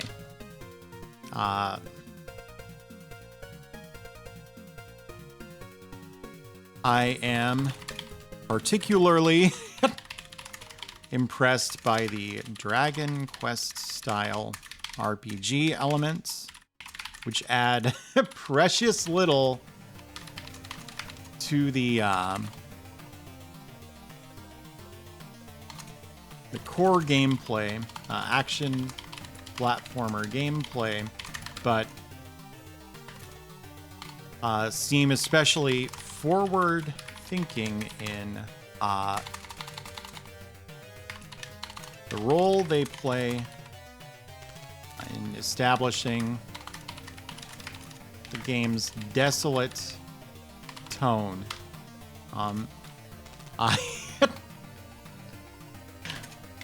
I'm sure this only makes sense to me, but I think this game's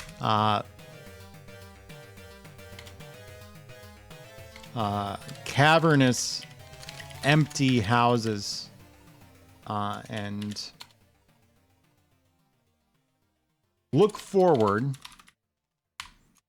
to oh my god, I've got to take this song out of this playlist.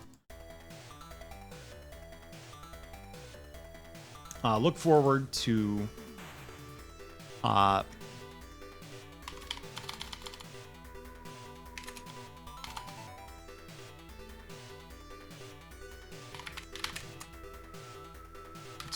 the atmosphere of much later releases like Klonoa, Valkyrie Profile, and I cannot believe I'm writing this where other people can read it, perhaps even Dark Souls.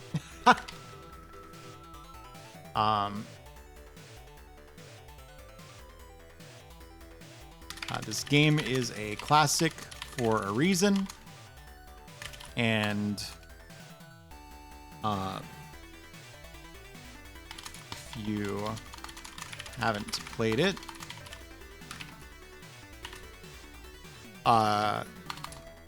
give it a chance. The beginning is much less interesting than the end. There you go. I don't know if I'm ever going to actually go through with this, but in my head, I see myself making little YouTube videos out of all these Platformageddon playthroughs, which is why some of these reviews are so thorough. You know, some of them are just like, it's a game, I don't remember anything about it, and I literally played it just now, but that's the deal. So the review's done. I'm going to run the raffle in a couple minutes. I'm going to go upstairs and get, if you must know, a little packet of fruit snacks. And then I'm going to come back downstairs and run the raffle. So the raffle winner picks the game after the NES version of Shinobi, which was picked by Plombo. And your choices are Chuck Rock 2, Son of Chuck, Inspector Gadget, Mickey Mousecapade, Power Blazer, and Stargate. So, think on that. I will be right back, and then we will run the raffle, and I will find someone to raid. See you soon.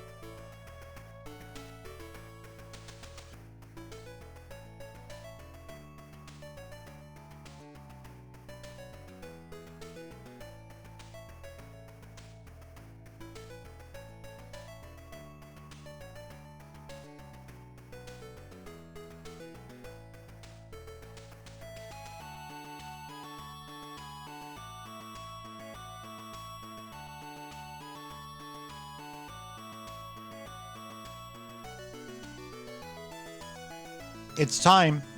I'm ending the raffle. Ready?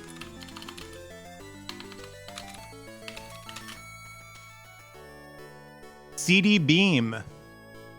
Looks like you're the lucky winner. What's it gonna be? You get to pick from these 5 games. Sorry you couldn't have won one where Castlevania was in the running. Inspector Gadget? Hell yeah. I don't know anything about this. But I can hazard a guess. So it says it's by Hudson Soft, right? But the Hudson Soft of the 90s is not the Hudson Soft of, say, 1987. And sometimes they like published European developed games. I kind of wonder if that's what Inspector Gadget is. I guess we'll find out. It's official. It's on the spreadsheet. You can see it right under Shinobi. Interesting choice because, and no one tell me, I have no idea what to expect from it. Yeah, sorry. I hope I'm not running out of box art. But let me do something.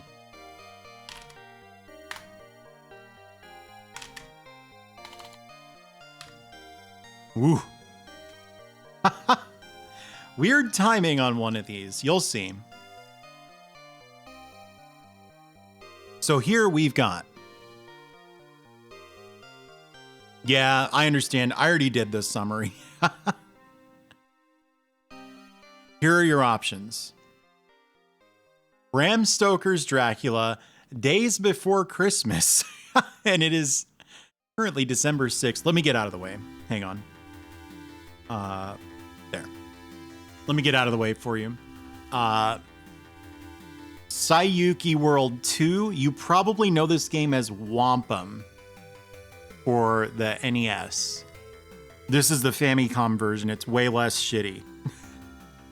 Super Bonk and The Legend of Prince Valiant.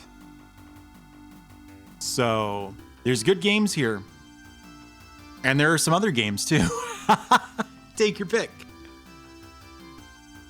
Yeah, I think this is a tough choice, but that's going to be it for me. I want to thank you for joining me tonight. I would usually go a little later, but I'm trying not to do any like super long running streams. Just before this subathon where I'm going to be going like 12 hours a day for up to a week. So we'll cut it here, especially since I didn't get much sleep last night. I'm going to be streaming again tomorrow night. But... Hey, thank you, Jar Sheriff. I'm going to be streaming tomorrow night, but let me turn this music off. It's going to be probably Ocarina of Time. So I'll see you then.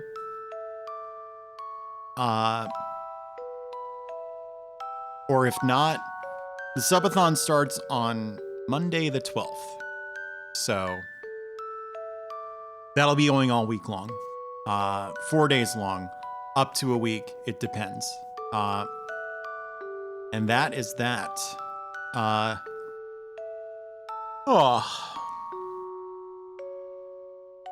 Just taking a look. I will raid tonight Chubo. He is playing video games for tired people. Have you not seen this before, Turley Tuft?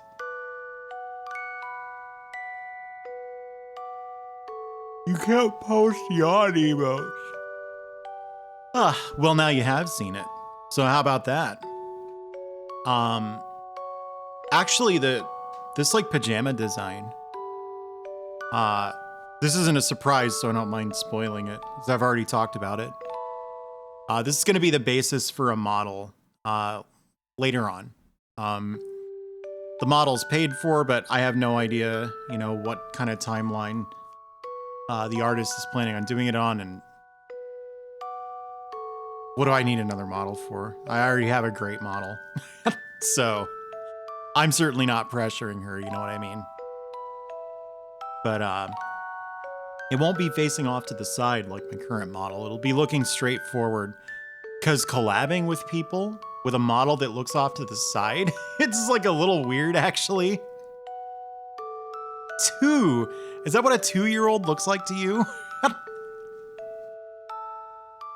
Anyway, that's it. I'm gonna go to bed. I'll see you guys later. Hopefully tomorrow. But if not, have a good week, and maybe I'll see you on Monday.